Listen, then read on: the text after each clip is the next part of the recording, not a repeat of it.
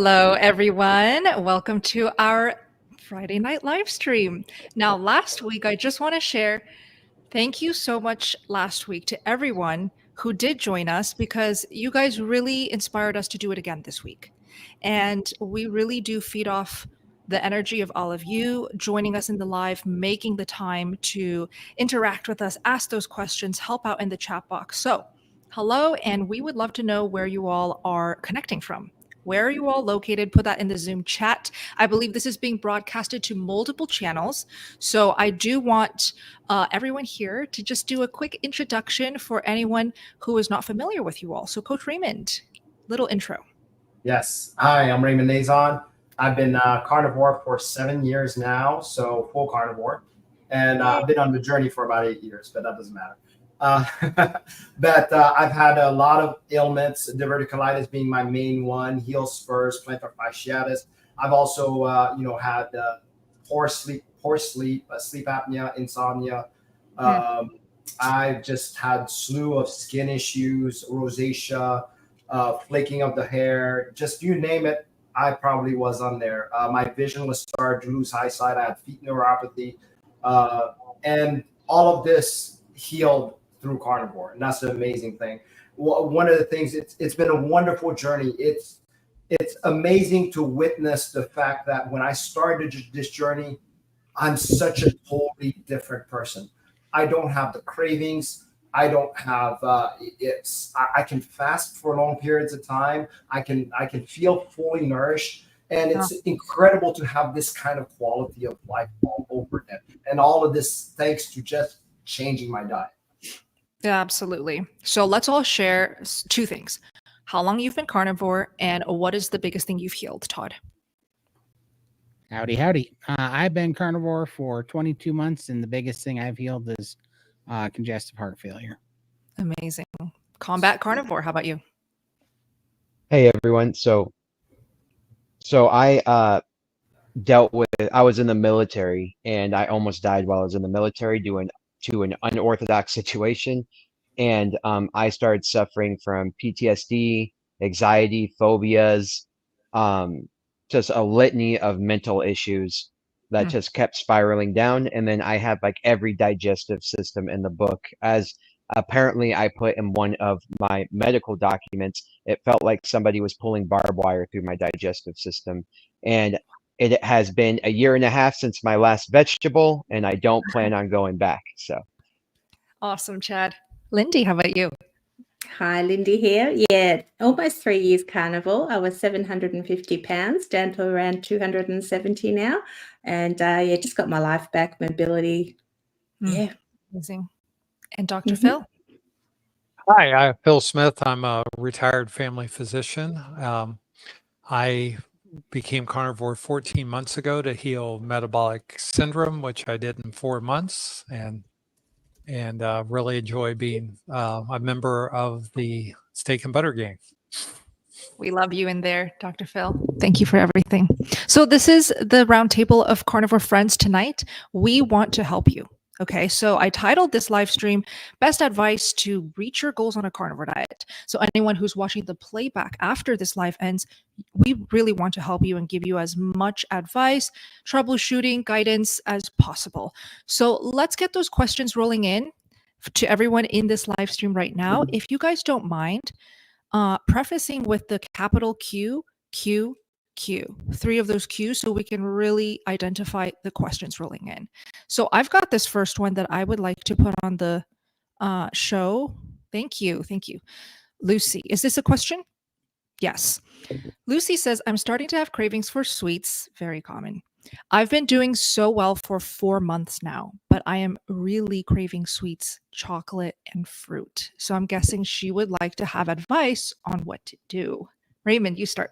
Wow, this is a really good one. It's funny that you said you've been doing so well for 4 months, and kind of coincidentally, that's what we end up finding out when we're kind of just eating meat, and we notice that we don't want to eat as much meat. So you're under eating, and your body's crying out for the things. It's just crying out for quick energy, which is the sweets and the carbs. But really and honestly, all you need to do is find a way to eat more. I like to say to my folks who just prime is just eat 3 meals a day for a certain period of time, a week, 2 weeks. That's actually going to get you back on where your cravings are totally gone again. And then you feel good again and get back on that path. Yeah. So let me share a little bit about cravings when I had to tackle them. I had very strong cravings for fruits because I was vegan before going carnivore. So those like dried mango, dried figs were like my favorite snacks when I was vegan. And every time that I did have cravings for sweets and fruits, I personally would just eat a bunch of fat, animal fat. So butter is just the easiest thing that you can do to kill those sweet cravings. And if you don't want to eat butter because you can't stomach that, which is fine, just eat fatty meat. If you keep it simple and you always have that go-to food, anytime you have those cravings, it really helps to just eat it. Eat it and watch yourself feel satiated. Watch those cravings slowly go away. Friends, anyone here want to chime in on this one?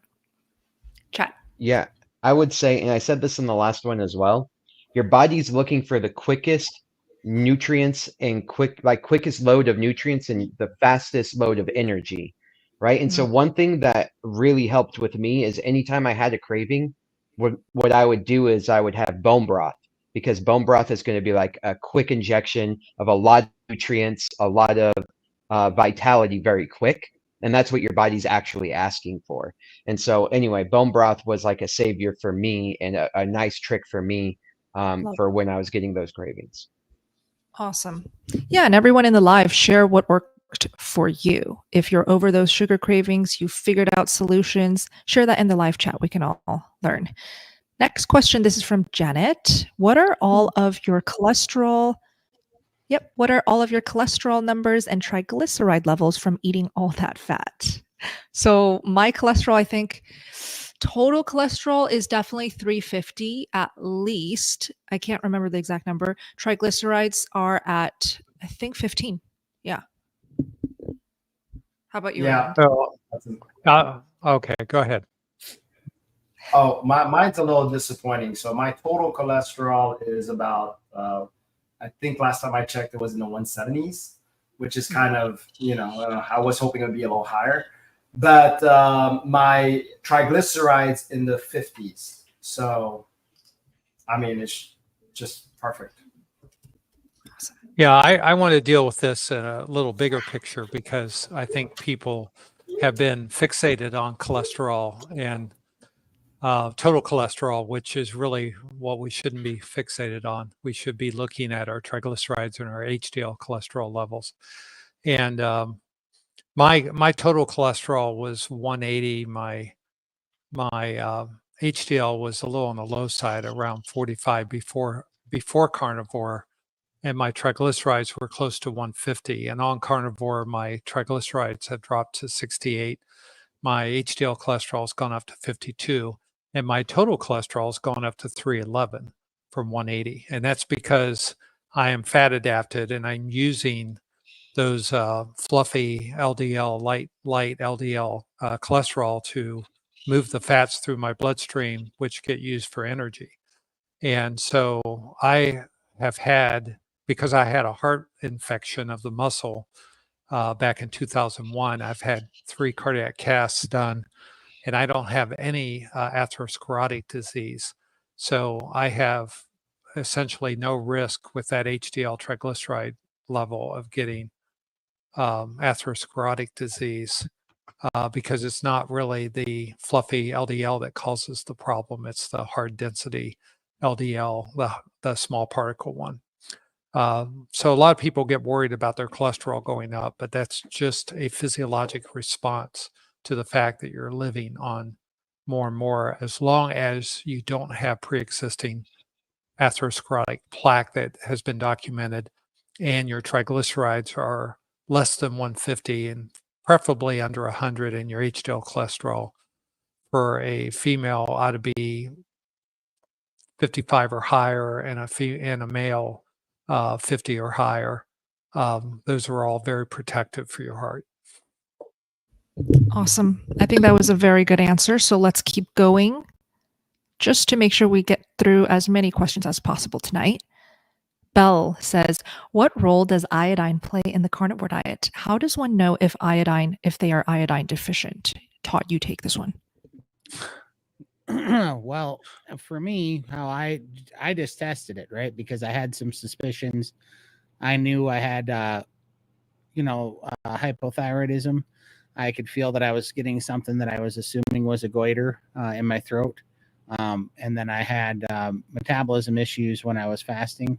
And so I just, I listened to Dr. Brownstein and Dr. Ken Berry talking about how everybody is likely underdiagnosed with iodine. And so I just tested it, and I went off to Dr. Brownstein's advice. And for me, it turned out to be kind of the closest thing to a miracle pill I've ever had. It cleared up that kind of lump that was going in my throat that I thought was a goiter. And the energy went through the roof. And I just waking up, sleeping better, waking up in the morning, just way more charged. It's now taking my place in morning coffee, because it's just that thing that it seems to be the missing link for me. How it's working, I don't know. That's a question for Dr. Phil. I don't know why it's doing what it's doing, but I can definitely tell you it's had a extreme effect on me. Yeah, and I always like to take the other side of this because I think there are a lot of iodine deficient people. I had actually started taking the keto chow minerals when I started carnivore, so I was getting lots of iodine. And when I was about 1 year in the carnivore, I decided to do an N=1 experiment and actually take supplemental iodine. Started with 1 drop a day and slowly increased to 20 drops a day of 2%. And it was interesting because I also have hypothyroidism.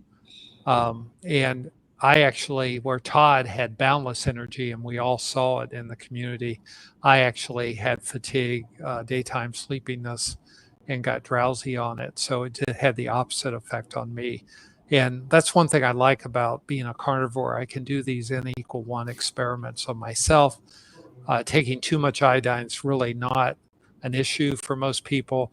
If you have Hashimoto's thyroiditis, you need to start extremely slow. And that means less than a drop a day, which means you put a drop in diluted water, dilute it with water, and then take a drop of the diluted iodine and do that for several weeks before you start even working up to a drop of water.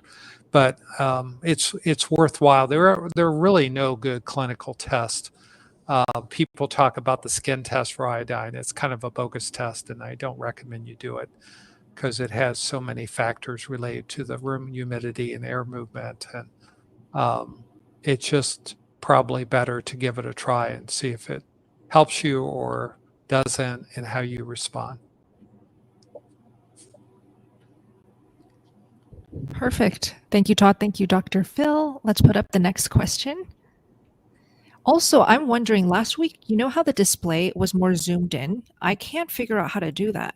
Todd or Lindy, do you know? Yeah. How did you do that? Yeah. Look down, look at the one that's highlighted. Yeah. Oh, That's the one you want right there. This is very It's nice. it's magic, Bella. It is magic. Oh. Just had to ask. Wizard Todd. Awesome. So our next question, I'm just waiting for it to be on the screen. Lindy, did you get that? Perfect. So I keep trying to go full carnivore, but I'm addicted to sugar. So similar question to Lucy about craving sugar. Just eat more meat. Like you don't have to worry or stress out about, oh, I got to be 100% carnivore. If I slip up, if I go back to my sugar cravings or I give in, then I failed. Like that type of mindset causes so much stress. And I have seen my husband, Max, try to do carnivore and then fall into his ice cream cravings over and over again.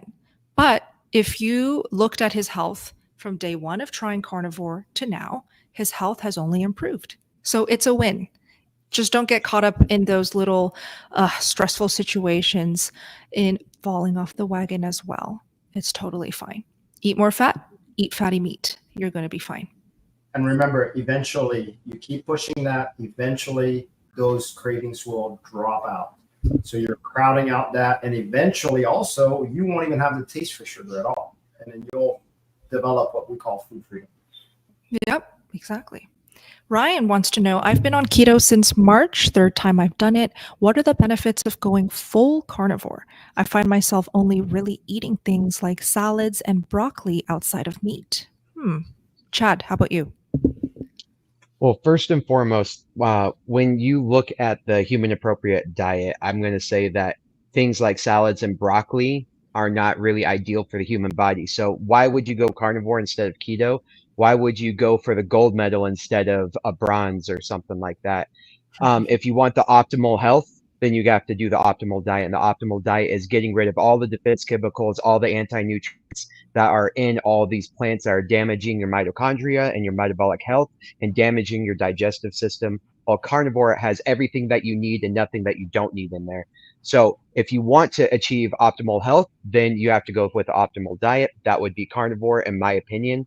And if you're fine, like you feel okay, doing this other diet that's like kind of close to carnivore, but still including these things, then it's my opinion that like keep doing that if you like doing it. But if you want to go the extra mile to know what it would be like to like what that full potential would be and achieve that, then I would suggest getting rid of the last little 5% that you might be including in your diet.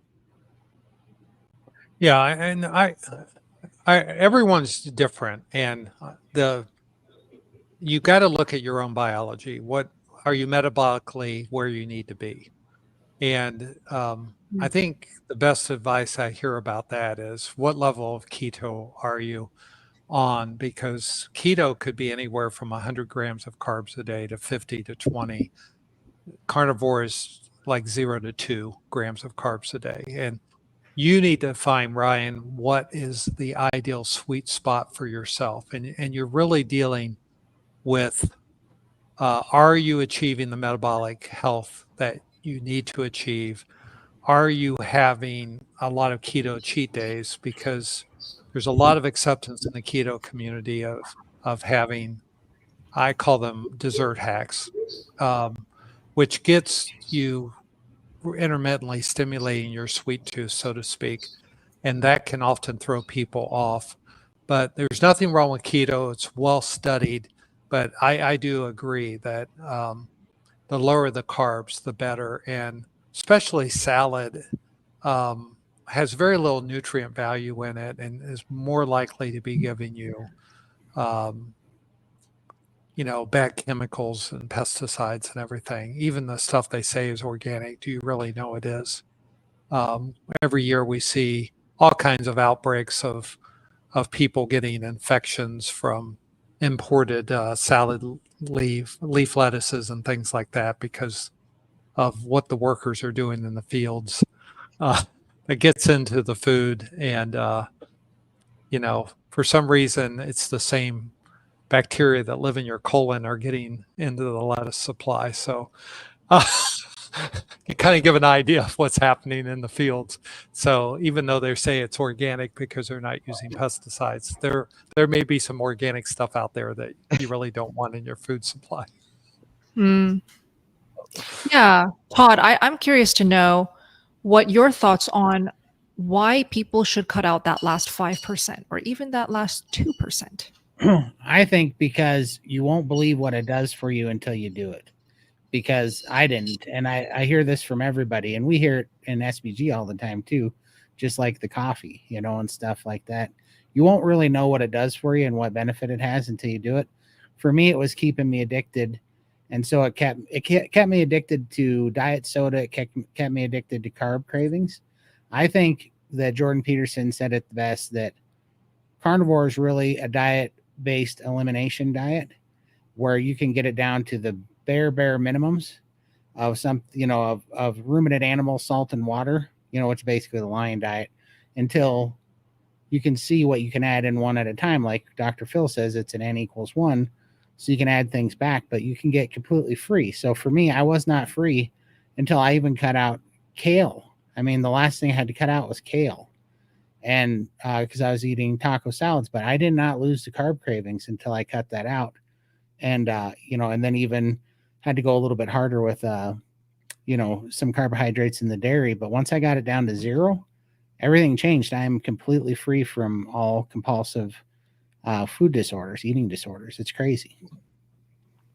Yes. Yeah, I want to add too, people with autoimmune diseases are probably not going to be as successful with ketogenic diets as they will be with carnivore diets. So you also have to weigh your own personal use case of what you're actually trying to treat. And metabolic and autoimmune diseases, I agree totally with what Todd and Chad said, that go down to carnivore for a while if you want to reintroduce things, but get the healing first and then see where you go. And I got my 95-year-old dad to totally heal an autoimmune disease called PMR, or polymyalgia rheumatica, going on a carnivore diet for 30 days. And when he introduced onion in his diet, all his inflammation came back. So we were very quick to eliminate and show where elimination diet identified that things like onion and garlic were really what was causing his inflammation. And at age 95, he's off prednisone for the first time in 25 years. Wow. That's awesome. That's incredible. Yeah. So you never know what's going to happen until you try it, right? So if you're curious enough, why not try it and go 100% carnivore? I do see a lot of people who are animal-based living their best life as well. So it doesn't mean that you have to. Just try it. Next question. Let's keep going. Lucy, I've stalled on my weight loss. I'm down over 30 pounds, but I was hoping for at least 10 to 15 pounds more. What am I doing wrong? Actually, Raymond and I just posted a video like a couple days ago addressing this so very popular topic of weight stalls, not losing more than one wished. And we were tackling the common mistake of undereating. So you guys can definitely check out that video. We basically just said, sometimes you don't even know that you're undereating. So intentionally eating 3 meals a day, or just intentionally putting it in your schedule that I'm going to eat now and now and now every day for a period of time could really help you break that stall. And I know Dr. Phil here has broken a stall by doing that. You want to talk about it? For me, I had to prime, and I was undereating. So I was 90 days into carnivore installed, and I went into steak and butter gang specifically at 90 days to prime, eat 3 meals a day till I was comfortably stuffed. And it's so counterintuitive. It's not the thing that you think, because our brains are wired to think if you're not losing weight, you got to eat less. And the irony of it all is you actually have to eat more. And I know it's hard to believe, but it's the reality of our lives. Our hormonal systems in our body control our weight, and it's not a thermogenic equation that you can just less in means more fat burn, because that's not what happens. There's too much complexity to the human body, and you got to fuel it and with fatty meats, and the body will take care of itself. Also, what are you doing physically too? Because there's going to be a lot going on with your circadian rhythm. Are you getting in the sunlight enough? Like vitamin D and sunlight has a huge with the rest of. Is Chad cutting out, or is it me? Yeah, no, it's Chad's cutting out. Chad froze, Okay. so we'll wait for him to come back. Well, Chad's coming back. We'll throw this up there. We got a couple of supers. Okay. Yeah, perfect. Chad, I think you're moving again, so let's test your sound. I'm sorry about that. Go on. We can hear you. Okay. Awesome. Sorry about that. So, yeah, I'm on Starlink right now, and it's like still like getting used to everything in my new house. So, it's kind of going in and out. But also, what are you doing physically, right, for that weight loss, those stalls? Are you getting out in the sun enough? Your circadian rhythm has a big deal to do with your hormones and your balances and things like that. And I notice a lot of people, just by changing up their lifestyle in order to get their circadian rhythm back on track, has gotten the stress level down, and therefore when that stress level goes down, their body is in the state to start that weight loss and go to a proper body composition. I love that. Yeah, and I'll chime in here. So, look, Raymond knows all about priming, don't you? And Dr. Phil mentioned that he personally did priming to break the stall or to reverse that under eating habit. I see some chat box messages saying, oh, not everyone is under eating, though. That's absolutely true. Not everyone is necessarily under eating. But how would you know if you don't flirt with the boundaries first? So, Raymond, what are your thoughts on all this? Yeah, and flirting with the boundaries to see what your body is capable of. That's the only way you can realize whether you're actually eating enough, is try to find that out. Now, I want to reiterate what Chad said, because that's important. We don't know how much stress is actually involved in us holding on to the weight. Us stressing out about, oh my God, I need to lose this 10, 15 pounds, could actually very well be the reason it is still holding on to weight. There is something about making the body feel safe. What does that mean, making the body feel safe? That means get out of the stress mode. Get out of that, there's a sympathetic, is that parasympathetic and sympathetic mode? Parasympathetic nervous system. Yeah, exactly. And that's where the body heals. It heals in that certain parasympathetic mode. And if you know that, then get out of that stress mode. Don't worry about the weight anymore. Eat enough and take away as much stress as possible. Do what Chad said about the circadian rhythm, and this will eventually take care of itself. I love it. I love it. Okay, let's do the super chat. Thank you for the super chat. You get to cut the line. Let's do your question. Abe Binder says, my body odor wasn't much before, seems to have been almost totally eliminated. Wow. I thought it was going to say it got worse. Is that normal? That happened to me. Okay, raise show of hands. Who did that happen to as well here? Yeah. Right. Yeah. All of us.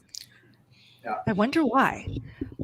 Yeah. It's not that much fun when you're trying to torture your kids, though, because it's like I love getting up from the gym and or Jiu Jitsu and just rubbing it on them, and they'll be like, oh, and that doesn't happen anymore. So. Are you the type of dad to toot in front of your kids just to make them go? Of course. That kind of you're the type of dad that uses the window locks on your kids, aren't you, in the car? Yeah. That's it. Yeah, but Carnivore makes that part not fun anymore. So that is there. So there is a downside. There is a downside. Yeah. Yeah. That's so fascinating that we all raised our hands, though, because I thought it was me cutting out the spices. Like, maybe it's like those last spices that I used to eat, and now I'm so pure carnivore. I don't even eat salt or pepper. But even with carnivores who do still enjoy their sauces and spices and just eat mostly meat, that still happens too. So I think that's super fascinating, and it is normal. So hopefully that those answers were helpful to you. Abinder, thank you. I really like the health benefits of not putting that aluminum containing antiperspirant in your body. And deodorant, yeah. So antiperspirants, deodorants, and not have to use those. It saves money, but it's probably good for your health.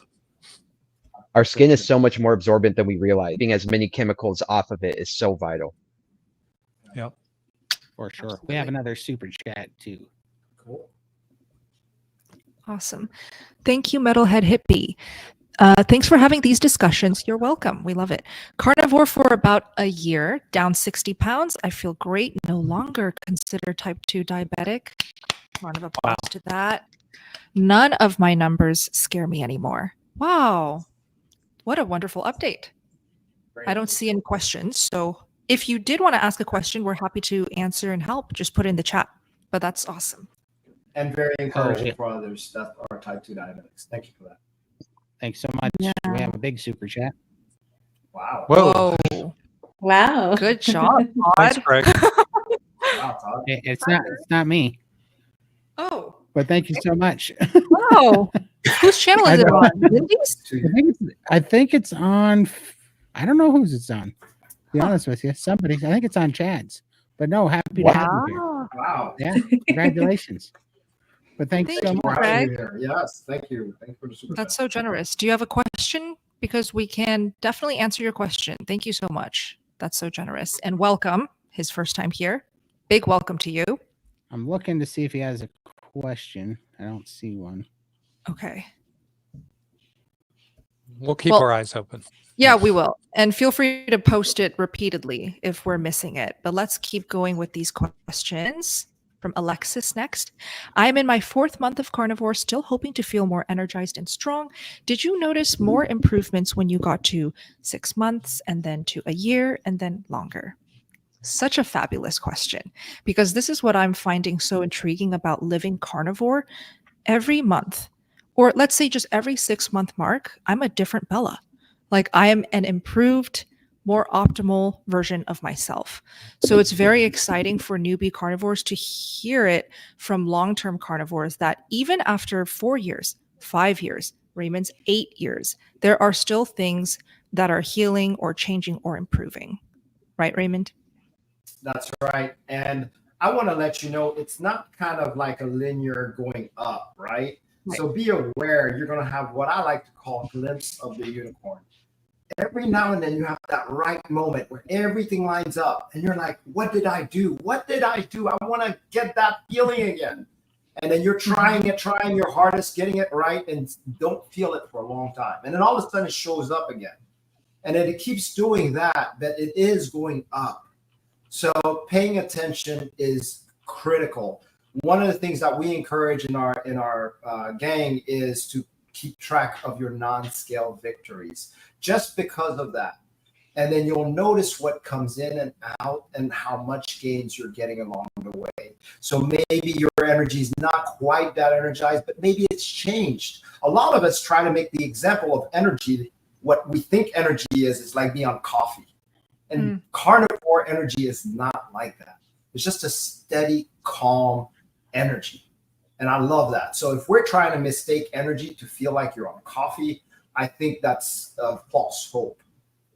Well, can I chime in a little bit? What are you doing every single day, and what is that energy level? Because what your body's going to try to do is going to try to give you the minimum amount of energy to accomplish what it wants to do every day. So if you start then making your body a machine that requires a ton of energy, so you're like running every morning or working out hard every day, then on the days that you don't work out, you're going to feel all that energy because it's primed to have all that energy. So like eat a ton of food and move your body a whole lot that requires a lot of energy, because everyone thinks that they're just going to sit one day and then one day all of a sudden their energy levels are going to go up, and that might be the case, but your body's bare minimum. It's a body of adaptation, so it has to adapt to the environment that you put it in. So if the environment requires a lot of energy, then you're going to have more energy. It's going to fill up, it's going to occupy the space that you give it. So if you don't give it any space to occupy, it's not going to increase in volume. Love that. I'm age 67, and I just finished 5 days of cleanup after Hurricane Helene. And I noticed, the first day I was very sore going out and picking up 5 hours of debris in the yard. And I did that for 5 days straight. And since being carnivore, my recovery, you know how there's little small muscles when you're doing a lot of stooping and bending really hurt. And I did 5 days in a row, and it was amazing, the recovery. I was able to get out there the second day and do everything I needed to do and worked another 4 hours. And by the third day, I had no pain and finished my 5 days feeling great, which two years ago, I would have felt that for probably 2-3 weeks. So I like the fast recovery. Great. Lindy, I'd love to hear from you on this. Did your energy plateau improve during your carnivore journey?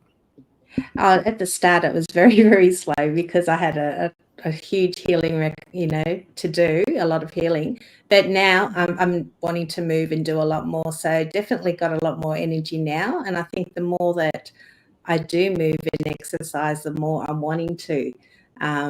It's just, but at the start, I was very sedentary, and movement and things just wasn't an option. So the energy levels were very, very relaxed. So yeah, definitely improves as I go on. Go ahead, Todd. Oh no, then I was going to put this up. Okay, so no, I'm just trying to catch up. Yeah, so Todd, the cowboy hat guy, is Todd, and so I noticed when we put up questions, our banners and our names don't show up. So let's try something new. We'll put up the question for maybe like 30 seconds, and then I'll put down the question. And then our names will show up again. So this could help new viewers get to know us, especially Lindy, Todd, Chad, Raymond, Phil. So let's keep doing that from now on. Okay, let's keep going. I did see the super chat, his question, or at least his message that he wanted to put up from Metalhead Hippie. Here it is. He just says, just letting others know, my question, just let others know carnivore works, or it has for me, and to give it a try. That's very encouraging. Yeah. That's awesome. And Gregory Prem, who did the $50 super chat, says, Todd spoke with me for over an hour a few weeks ago, been trying to get to a group chat to learn. So we're really glad you're here tonight. Awesome. Perfect timing. Gregory, welcome. Yeah, I remember you. Yeah, I appreciate it. I thought you looked familiar, but I'm bad with names. Yep. Yeah, I definitely remember talking to you. You're in Vegas. Yep. Oh, I'm in Very Vegas nice right now. Very cool. Nice. Yeah. Bella might be moving to Vegas. Might be your neighbor, Gregory. Yeah. He also has a house, I think, in Kalispell, he said. He has what? Yeah. So. Oh, really? I think he has a summer house in Kalispell, Montana, actually. Yep. Nice. Very cool. So, yeah, he's both of our neighbors, actually. I know, right? Well, welcome to the community, Gregory. Thank you so much for sharing. And also, sorry, we just wanted to share. Perfect. I wanted to ask anyone watching the live and also anyone watching the playback, if you're in Las Vegas, please comment that you are there, because if there are enough Vegas carnivores, I would love to host a Las Vegas carnivore meetup. So do share if you are. Yeah. Give me a reason to drive down there.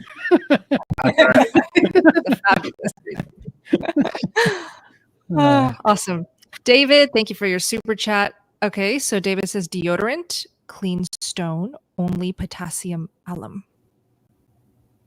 Okay. Is he sharing like? I hope that doesn't mean aluminum. Okay. Yeah, we don't like aluminum. I don't know about those, the clean stone.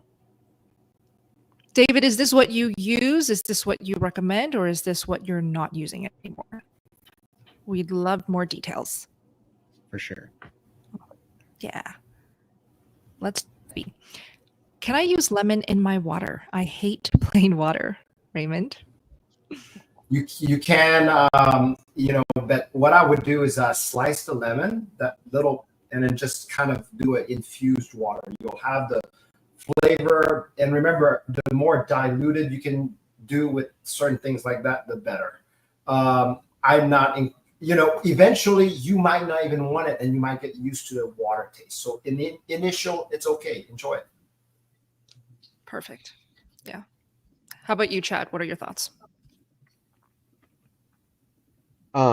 I wouldn't be, I would do everything to not flirt with going back to something that has carbs. And then also additionally, when you're doing this thing, it's an elimination. So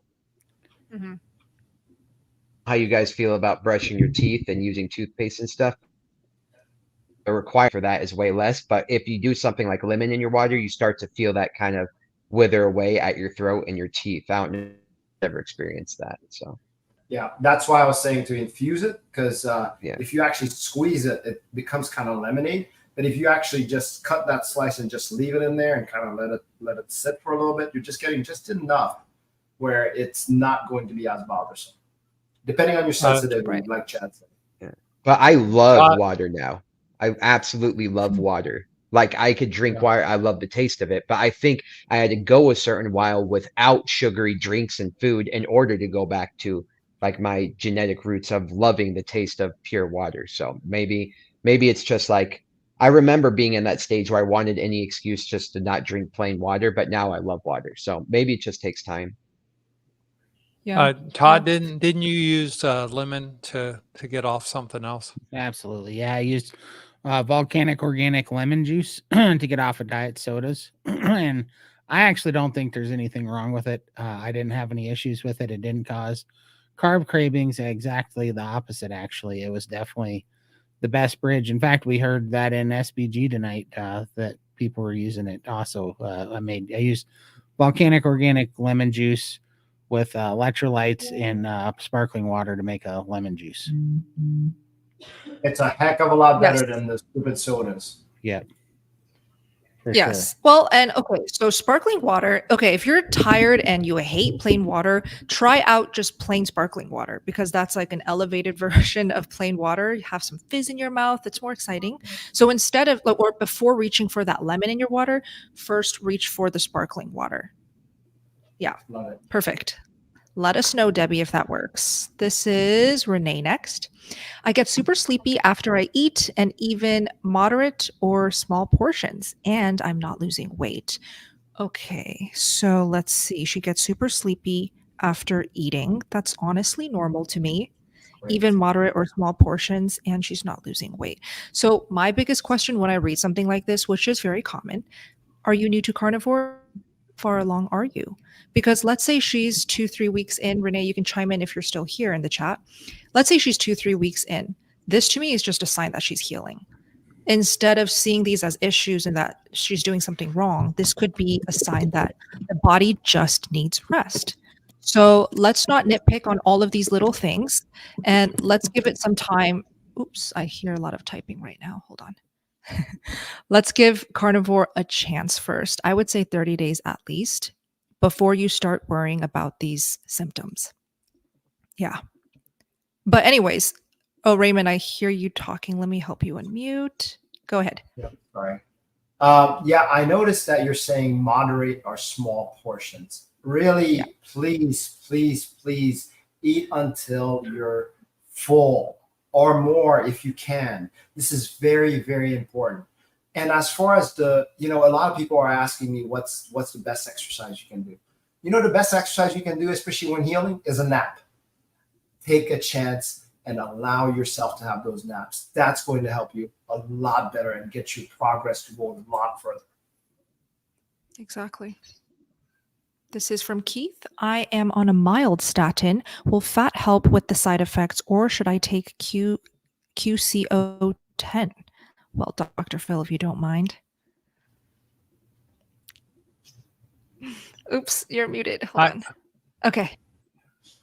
Yeah, I don't know how to unmute. I'm sorry. You're good. Anyway, first off, I'm going to question myostatin because statins have risk involved. It doesn't matter what dose you're on. They have about a 40% risk of causing insulin resistance or myositis, which is an inflammation of your muscle. And the best statin is the one you don't need to take. But there are clear-cut reasons that people should be on statins, especially if you have documented atherosclerotic heart disease, if you have a cardiomyopathy and need to do some cardiac remodeling. Short-term statins has been shown to be helpful for that. And after the first year after a heart attack. So those are reasons to be on a statin. CoQ10 is something that you need to take when you eat a vegetarian diet that you don't need to take when you're a carnivore. So if you like spending extra money on supplements, just keep eating those vegetables, but meat will provide all the CoQ10 that you need. And I would figure out a strategy to see if you can get your HDL cholesterol up, your triglycerides down by eating more fatty meats. Perfect answer. Let's keep going. I have a physically demanding job and I'm having difficulty keeping up my strength on carnivore. I cannot really eat at work, so I'm struggling. What can I do to maintain my strength? Chad? Hold on, Most Chad. of us don't have that. Oh, Can you say that again? You're unmuted now. Yeah, absolutely. So first and foremost, I thank you so much for having a physically demanding job. A lot of us don't. So you're lucky actually that you're forced to do this. It's going to take a while. It's going to take a while or you get your energy levels back to where they were before when you were putting glucose directly into that muscle. So it's going to take a little bit. The other thing that you could do, I talk about this a lot, is try bringing with you bone. So that time where you're like in the middle of the day and you're feeling a little bit drained, have some bone broth. It's going to have a lot of nutrients in there that it's liquid form. It's going to be it's the fastest absorption method for your body to take in nutrients. So that might help out a lot for those long days when you don't have it. Also go check out Carnivore Bar, because Carnivore Bar has those options where you can just have meat, fat, and salt. And the thing is, you need energy. So when it comes to the 3 macronutrients, you have protein, carbs, and fat. Fat and carbs are your energy sources. So if you're feeling low energy, try upping the fat a little bit in your diet. See if that ratio of fat to protein needs to be balanced out a little bit. And I Love it. Yeah, and I see in the chat somebody mentioned, oh, did you know that there's also carnivore protein powders? So I'm sure most of us here, we don't take carnivore protein powders, but it actually is a great option. And I see a lot of active or bodybuilding carnivores take it. Dr. Baker likes it. Dr. Chafee likes it. The brand is called Equip Prime Protein. I've never tried it, but it seems like it's 100% carnivore ingredients, very, very clean. So maybe check that out. Yeah. I want to add that I have found when I have a long day and I know I'm not going to be able to eat for 8 hours, I love slicing some pork belly and putting it in an air fryer and cooking it and eating it first thing in the morning. And it will hold me a good 8 to 10 hours with nothing else to eat because it has a much higher fat content than many other meats. And it's just outright delicious if you can eat pork. It's a good option. It doesn't have all the nitrites of bacon, and it holds better for me with eggs, but you can certainly make some eggs with your pork belly, but and that is even better than either one alone. So Right. finding a good fatty meat to eat before you go into work is a good idea. And if you can sneak in some sliced ribeye and just snack on it when you need a little boost midday, that helps too. Yeah, just having that batch cook hour where you cook up a lot of carnivore meals or carnivore snacks like boiled eggs, like ribeyes. If you can just cook a bunch of meats or carnivore ingredients, you can have that food ready to go. Because we see time and time again, the issue is the time from, oh, I'm feeling low energy, I'm feeling hungry, I'm having cravings, to actually eating is too long. So they cave into whatever is convenient. They cave into the junk. They cave into sugar. They cave into that bar of chocolate in the back of their drawer, right? So we want to make sure we stay prepared. Okay, let's keep going. Oh, Todd, did you want to chime in? Oh, hold on. You're muted. Okay. Oh, sorry. ahead. We got a super chat. There we go. Oh, okay. Hard Clean stone. stone potassium alum, not aluminum. Okay. It is a hard stone. When needed, a little water on the stone and repeat other arm. You can Google it. Very That's cool. awesome. That's awesome. On that point, if you've been carnivore for a little while, I would say try without, just to see, just to be curious. I literally went without. I know that's kind of probably sound disgusting, but I went without showering for about a year and a half. Bath, shower, none of that. No soap, no nothing underneath. I was shocked. No smell. I'm sorry to gross you guys out, but really nobody knows. But it's not gross. I don't use body soap anymore. I don't use soap at all. The only thing that I use in the shower is shampoo, just because I'm not ready for the no poo challenge just yet. I still like really just squeaky clean scalp. But I don't use soap on the body. And I also don't use soap down there, which a lot of women, when I talk about on Instagram and TikTok, the women go crazy. They're like, how the heck do you keep your parts down there clean and smelling fresh? They just naturally do, believe it or not. Yeah. when you're on the right. And I was talking about my 95-year-old dad. He says, when he was a kid, no one knew antiperspirants or deodorants. They didn't do it. And they wore the same clothes day after day after day. The only thing they would change out is the collar of the shirts. Wow. And he said, you didn't have body odor back then. And I think it's a direct result of the standard American diet. Oh, for sure. It's got to be detoxing, right? Oh, absolutely. Absolutely. Yeah, I mean, that's what I made a couple videos on it, but I was like, it's so crazy that we think that like eating something and then having your body push it out of your pores and it smells rancid, and then going to Taco Bell and eating and having to run home and have diarrhea an hour later, that's normal. And then they give us a hard time because we only poop twice a week. Like, that's weird. And we don't smell like a dumpster anymore. And it's like, no, this is actually how we're designed. That's how we know we're on the proper human diet, is because our body's not pushing out rancid, decaying poison that we're putting in our body anymore, Yeah. I love how you said that, Todd. I mean, let's think about it. If we were hunters back then, which we were, animals have great smell. Oh, yeah. There would be really some crappy hunters. Right. They could smell us miles away. They wouldn't run because they're scared of us. They run because they can't stand our stench. Exactly. It was a defense mechanism. So it makes sense. Evolutionary, we were made to not smell. For sure. Yeah. I love this. So Deborah wants us to know that she loves these chats and that she thinks these are so necessary. I think so too. Like, I personally just love conversing about this lifestyle with fellow carnivores. There's nothing more relatable. So I'm glad you guys enjoy it too. Question for everyone here. Are you guys using body soap right now? Yes or no? Do you need it? I'd love to know. Kathleen. 16 months carnivore, BBBE only, cannot lose below the rib cage. Okay, so she can't lose weight below the rib cage. Body composition has changed everywhere else. Diagnosed insulin resistant. So if it's below the rib cage, is this like hips down, right? No, it's abdomen. Oh, so waist included then. Okay. Yeah, yeah. Hmm.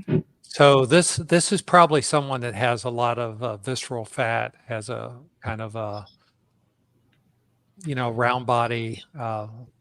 So first things I think about is I'd like to know if she has pain, because she could have lipedema, and the other thing is a lot of visceral fat. So Lindy ought to talk a little bit about lipedema because she's our resident expert.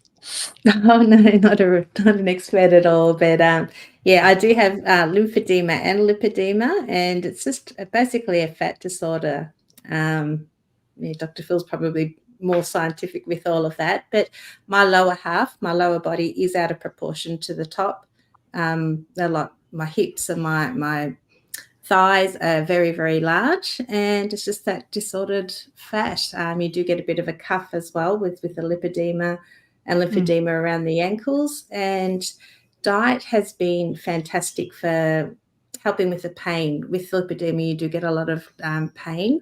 It's just like a aching, especially at night for me. When I'm lying in bed, I can feel just a really throbbing pain in my thighs. I can't sleep. But since being carnivore, that pain is completely gone. I still, you can diet and do everything. The diet does not affect the amount of lipedema that you've got. It's always going to be there. I think you have to do surgery, maybe is it a liposuction or something to actually remove that lipedema fat from your body. But it does get rid of the pain, and just definitely carnivore has helped a lot. So, yeah. I stay away from cheese. Dairy actually inflames that. So I get a lot more pain and also inflammation with the lymphedema. So I stay away from all dairy because of that. So rebounding and the vibration plate really help as well. Just moving that fluid around the lymphatic system, and just overall, healthy benefits with those as well. And Lindy, talk about your rebounding. Oh, rebounding. Just bought myself a handlebar for that, but I do a gentle healing bounce. So my feet don't actually leave the mat. So 5 minutes is equivalent to 20 minutes of walking. It's all NASA sciences, documents on that. But just a gentle rebound, and that stimulates the lymphatics. It just gets your body circulating, and it helps remove all the lymphatic fluid from your limbs. So definitely. I love it. And let me just give Lindy a plug here. She does live streams on her own channel, so does Todd, and they have built a fantastic community. During those live streams, they are so generous with their experience with carnivore, but also their ideas, their advice, and they like the community in their live streams when they do it is wonderful too. It's just a great group of loving people. So when are your live streams, Lindy and Todd? Oh, you go, Todd. Okay. Yeah, it's Sunday. Sundays at 5 p.m. Mountain Time. And then we also, that's when me and Lindy do one together. It's called 700 Plus and Counting Down. We both started at over 700 pounds. And Michael's also on there a lot of times with us. He's a great guy. And then, Lindy, you do another live stream too once a week, don't you? Yeah, I do with Lynn at Midlife Carnivore. We do a fitness challenge. So we're currently doing sort of an exercise. We follow another channel, and they do all sort of mobility.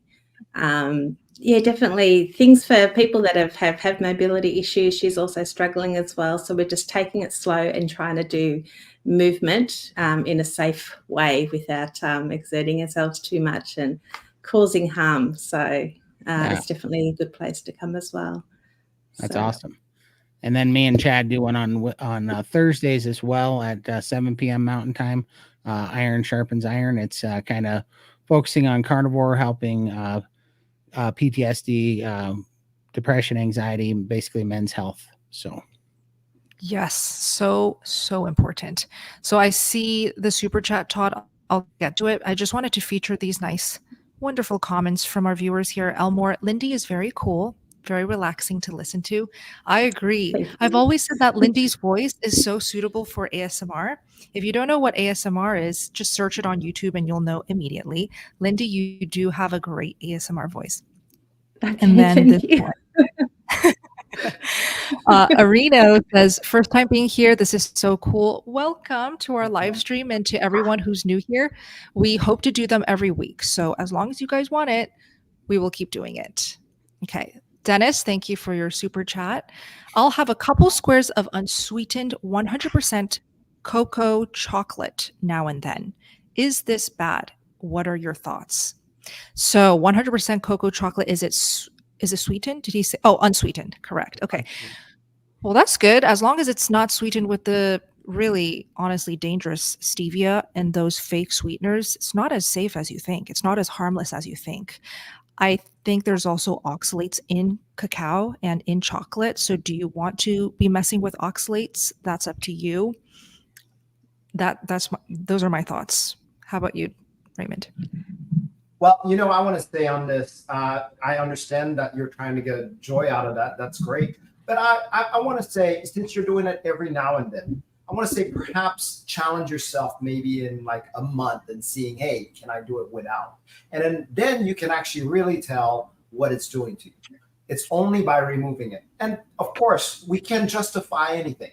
There's some people out there that'll justify, just sodas or cacao in your case, or even coffee, So to be honest, that's a plant food. And it does have effects.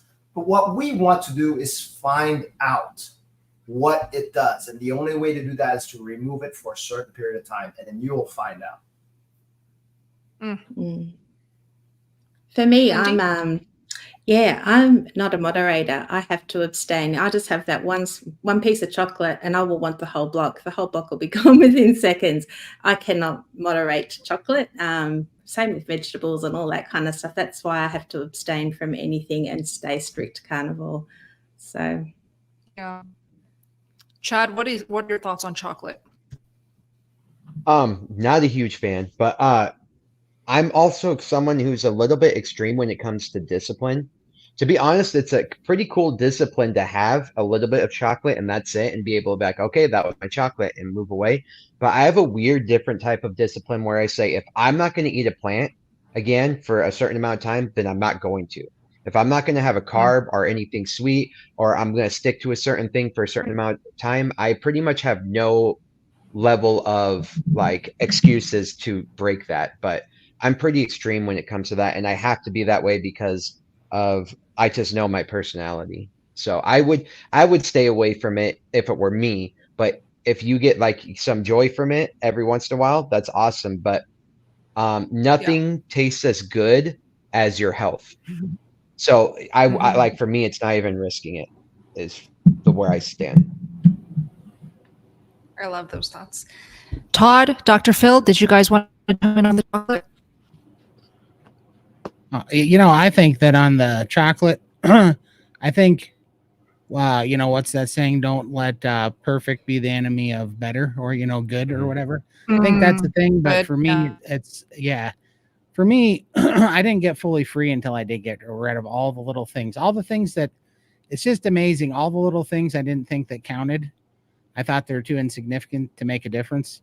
Those were the things that were keeping me from being truly free from sugar addiction. So I think that everybody should try to be as clean as possible for 90 days, see what it does for you, and then add it back in. Because if you can't go without squares of chocolate for 90 days, then it's probably not good for you, is what I think.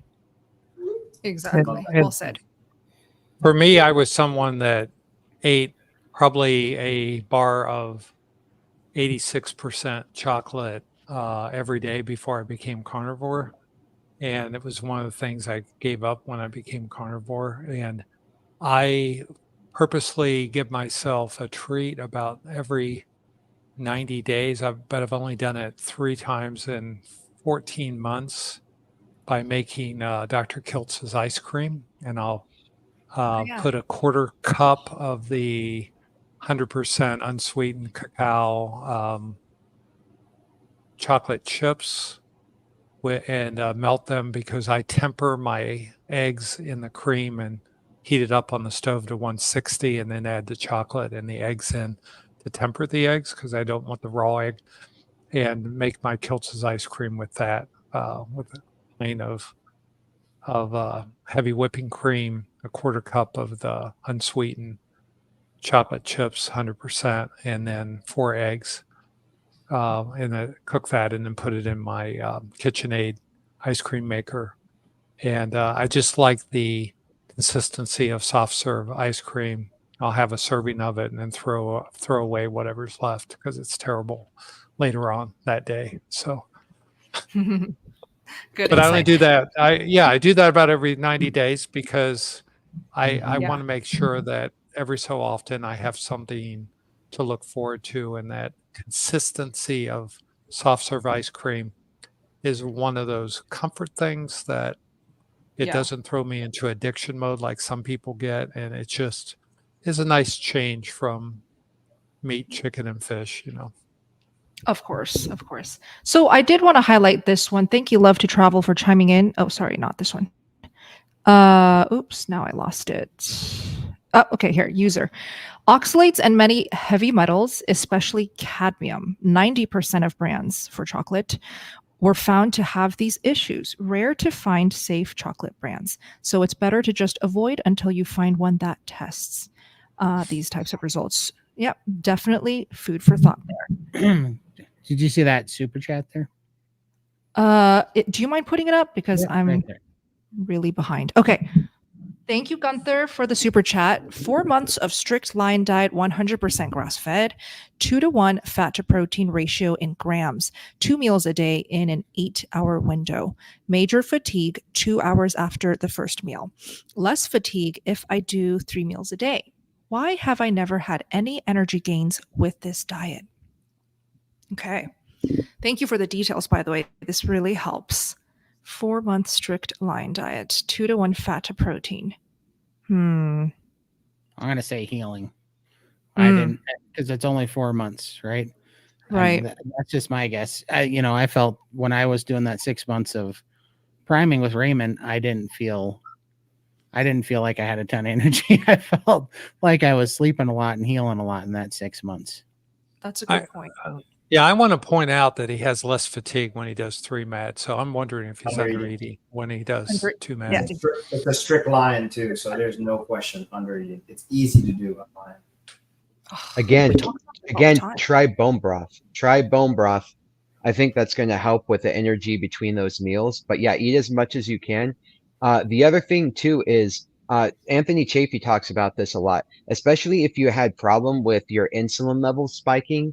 When you eat enough protein within a meal, you're going to go into gluconeogenesis, and you're going to have that response of having those carbs in the bars, glucose in the bloodstream. Your body could still be reacting to that, and it might still take some time of healing in order to get there. I know a lot of people who had to go strict lion for 6 months before they got back to the energy levels that they needed. So don't keep going through it, keep experimenting, don't give up on it. If you are still going through fatigue, that means you are still being inflamed, that means you are still healing. So if anything, you're getting the right signals. You're getting the appropriate responses to your diet. And so listen to what that is telling. Courage, keep going through it. That's great, Chad. I do have another comment about the 2-to-1 fat ratio.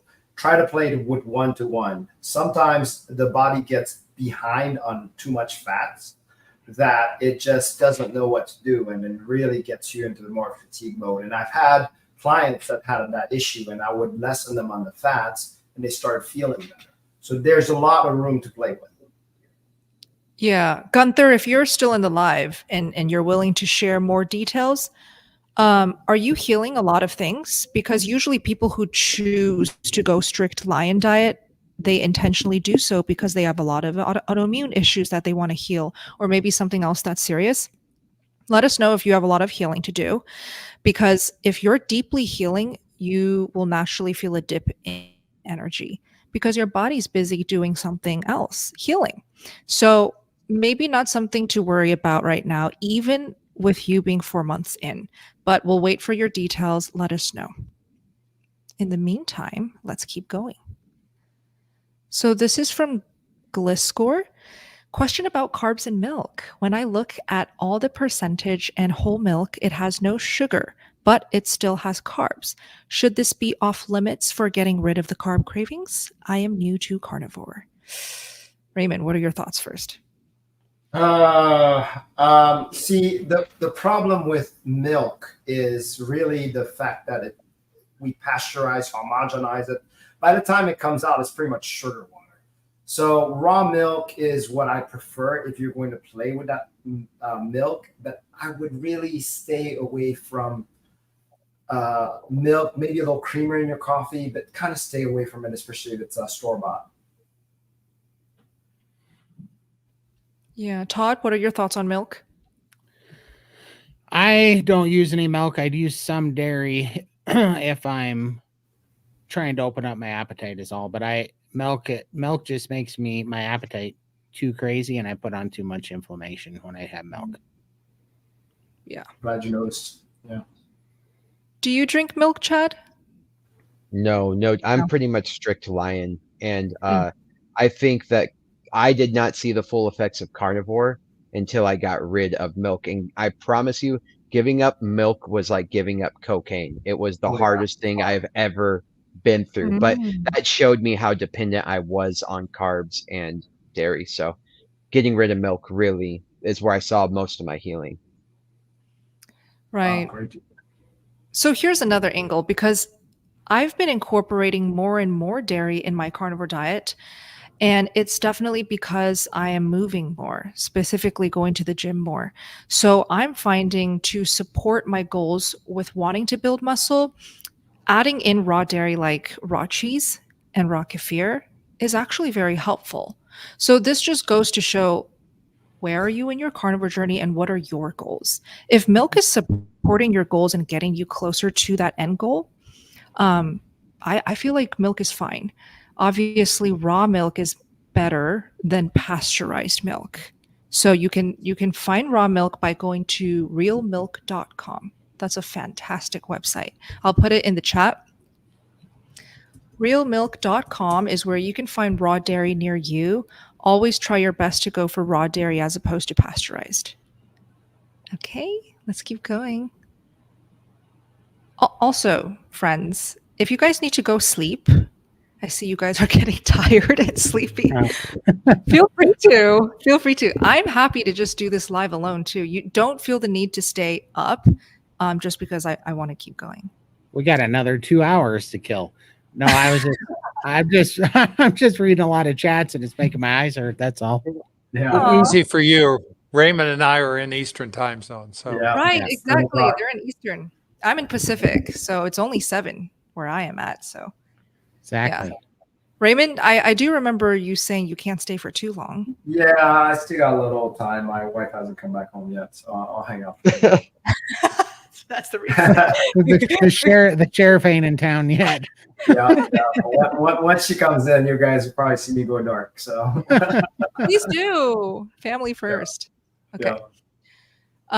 This is Jen. I am 37 and I have hypertrophic cardiomyopathy and defibrillator. Will Carnivore help me? Dr. Phil, would you like to take this? oh my goodness, who knows? So just to explain what this condition is, it has to do with a person that has an outflow issue in their heart because the structure of where their left ventricle is sitting, and they have hypertrophy of the septum of the heart. And so they actually intermittently get obstruction of the outflow of the heart. And honestly, I don't know if there's any data on this. The fact that you have a defibrillator at 37 indicates either you have a reduced ejection fraction or you've actually had a syncopal event, which means you've passed out as a result of the arrhythmia from hypertrophic cardiomyopathy. So I honestly don't have a clue because we're dealing with a structural abnormality. And I would be really interested to hear how you do over 2 to 3 years. We just heard somebody tonight who had a left ventricular assist device from congestive heart failure that they're removing, and the doctors have never seen it before.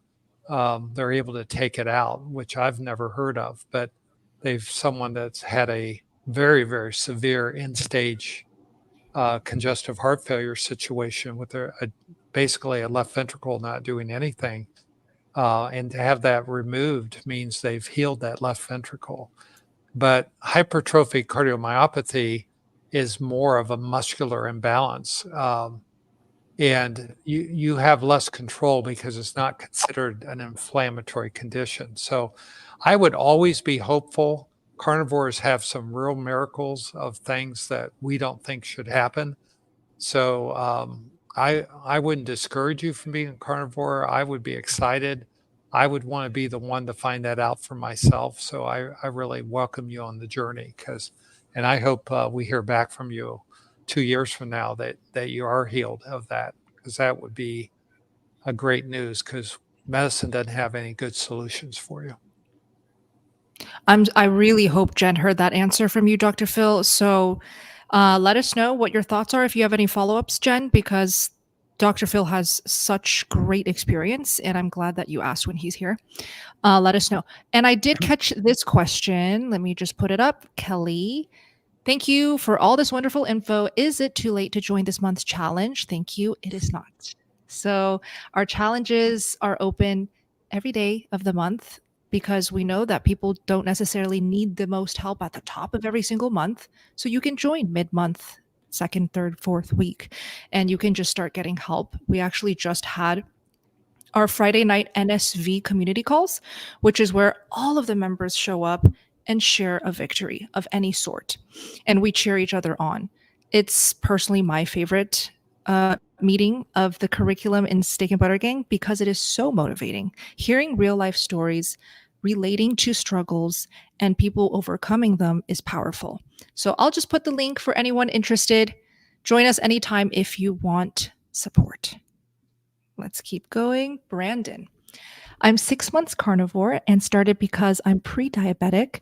My glucose is still running around 110 to 125 daily. What can I do to lower my blood sugar? I have not had sugar for 8 months. Todd.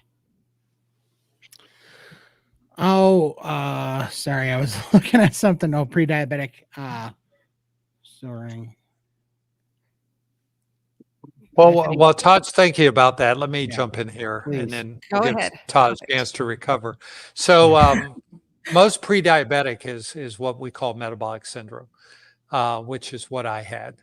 And we diagnosed metabolic syndrome with 5 criteria. You have to have 3 of them to be pre-diabetic. So those 5 things are: number 1, obesity, so a BMI greater than 30.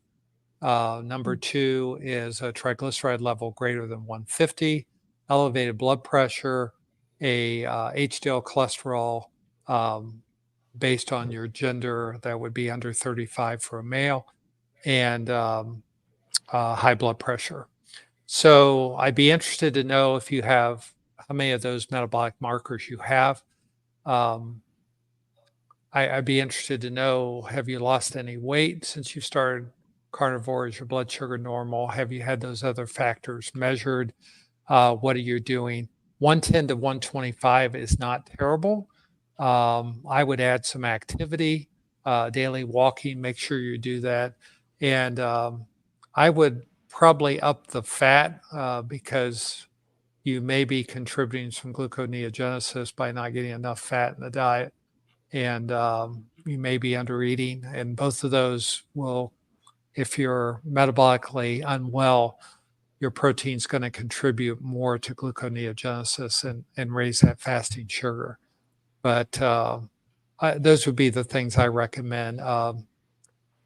Grounding is another strategy that you can do, getting up in the morning, watching the sunrise, and getting your circadian rhythm straightened out. And then finally, anything you can do to reduce cortisol levels by synchronizing your circadian rhythms, the sunlight, the grounding, and a little bit of exercise every morning. Stress reduction if you need it. Those will all be strategies that I would do. But stay carnivore. It's the best thing for reversing metabolic syndrome. For sure. And I don't really have anything to add to that because I didn't have a problem with high blood sugar. I mean, when I first started, I did, but I have a problem with low blood sugar now. It reversed so much. I'm no longer anywhere in that ballpark. My CGM goes off all the time and tells me that my glucose level's too low. So but you're not symptomatic, are you, Todd? Not at all. No. Okay. Not at all. Also, Dr. Phil, isn't there something that maybe, because we say carnivore a lot, but couldn't there be something in the diet that's still triggering that metabolic disorder? So it's like, yeah, you haven't had any carbs or sugar, but maybe something in the dairy or something like the nitrates or something like that are causing. So like maybe consider a little bit more of an elimination and then slowly add things back in to see if that's affecting those levels. Could that be the case? Yeah. Dairy is always suspicious. I don't know about the nitrites. I think they're probably over vilified because I think bacon has so many benefits of the high fat in it, the satiety that people get with it, and that salty, sweet taste you get from bacon is so beneficial to so many people. So it's. But definitely the dairy, Chad. I would try that. And I agree, if you're not getting success, you always try eliminating things that could be a factor in yours. Like I said, who would have known my 95-year-old dad was having to be on prednisone every day because he ate onions, Just, you never know. You never know. May I bring up a question here? This lady's asked a few questions. We just haven't been able to get to it yet, but she was, yeah. Okay. Lila, can someone please answer my questions on PCOS? Me and my mom are trying very hard, but I always end up getting very brutal periods. I would love to help on that. I personally never had PCOS, Lila, but I really can relate to brutal periods.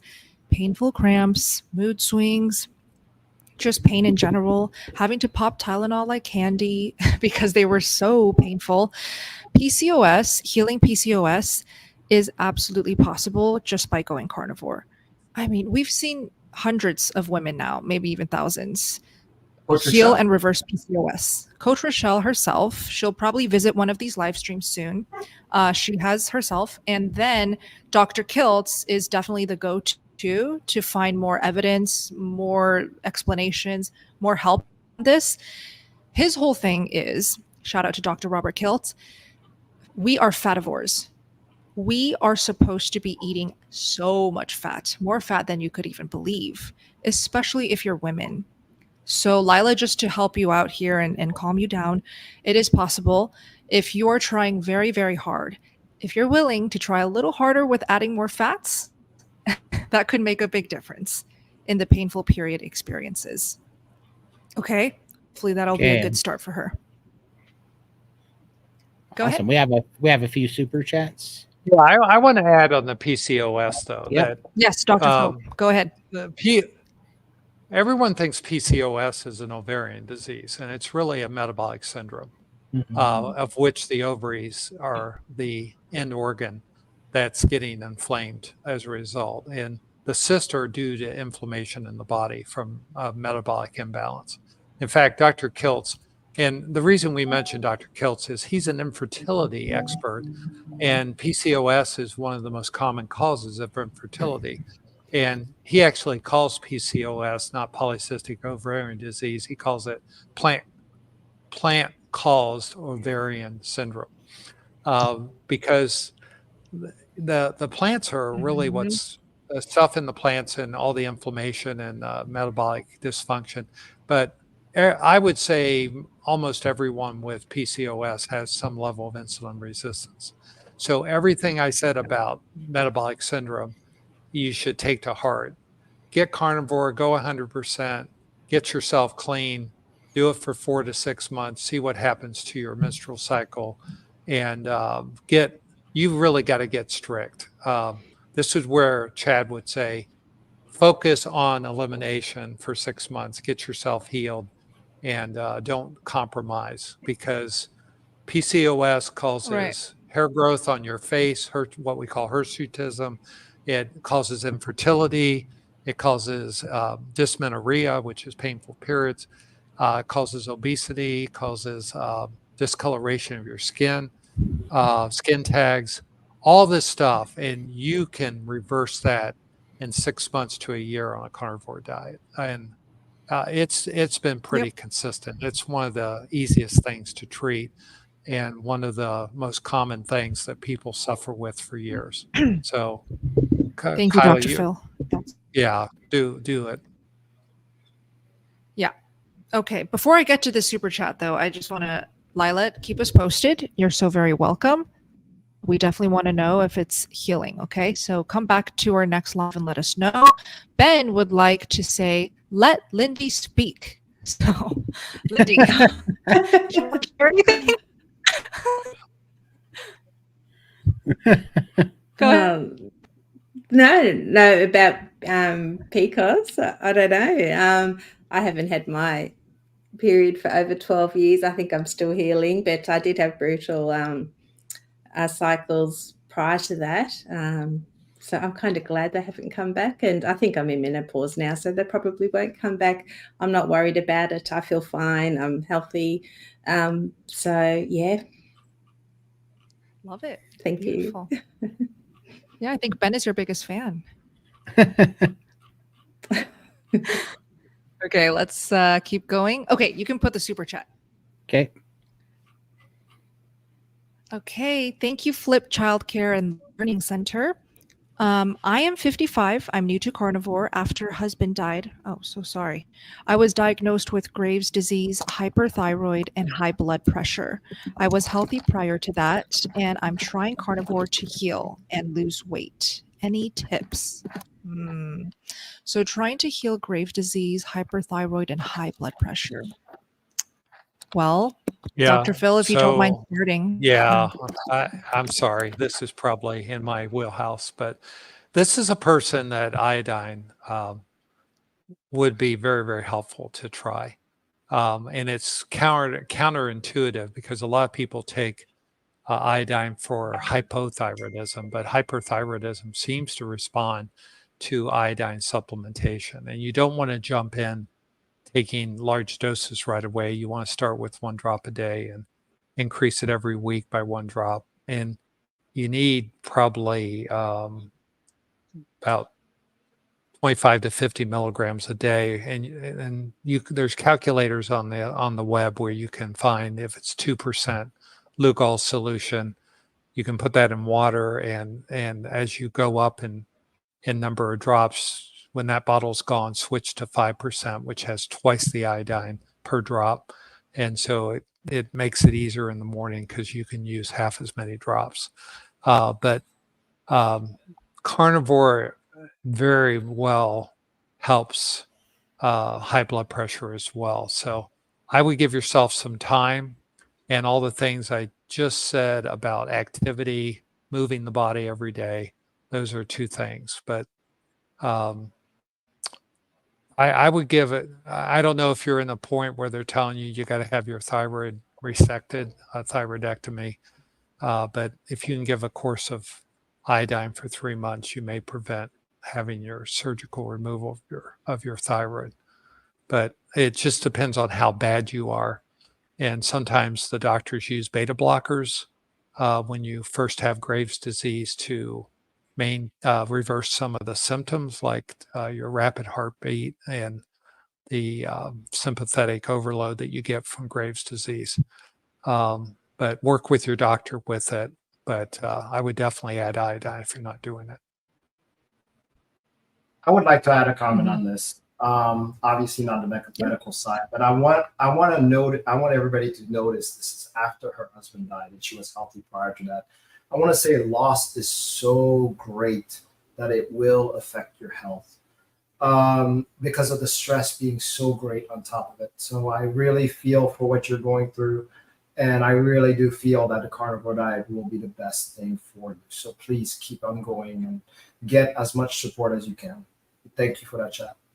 Yeah, and exactly to what Ray is saying is you have to realize that a stressful state will mess up your digestion, and your messed up digestion can cause a stressful state. What came first, the chicken or the egg? And it's kind of like we see here exactly what Ray is saying. When like you had this sense of security and you had this life partner, and that was taken, and I cannot imagine how that would feel, but your body's going to go into a shock of stress. And so it might lead to a litany of symptoms. And though carnivore, I believe, is going to absolutely be the absolute best environment and mechanism for your body to go through that stress, but I think a huge part of it is going to be stressing or healing mentally and spiritually in your own ways, and finding your own ways of and pathways of going through that. And so it sounds kind of like this esoteric type thing, but when it comes to spiritualism, when it comes to grounding, when it comes to circadian rhythm, we need to make sure that we're doing every single thing, mind, body, and soul, that's going to be eliminating and processing stress in a healthy way. And community. Let's add community. And community, So, yes. And community. And community. Yeah. So we're rooting for you, and all the best. Keep us posted in the next live stream. Ahmed, thank you for the super chat. Let's see his question here. Ahmed says, I started carnivore 4 to 6 months ago. My doctor warned me in the beginning. Now my last analysis shows insulin C peptide is at 1800. Maximum should be 1400. And C reactive protein high intensity is 25. Maximum should be 3. So I'm guessing his question is, should I be concerned? What are your thoughts, Dr. Phil? seems like they all come my way. Usually when we do insulin C-peptide, it's because you're already taking insulin. So I guess I would want to know if because normally we do insulin levels and we only do C-peptide to detect your internal insulin as opposed to external insulin. So there's a couple of things I'd want to know if you're taking exogenous insulin injections. the C-reactive protein, it's called high sensitivity C-reactive protein of 25, indicates quite a bit of inflammation in your body. So I would make an assumption from your lab values that you're either diabetic or you're in a full-blown metabolic syndrome. And again, I would make sure you're not under eating. Carnivore is ideal for this. I don't know anything that there was a very large study published last year from Great Britain where they took a general practice clinic, a surgery in Great Britain, and they had people with diabetes and metabolic syndrome as long as 20 years.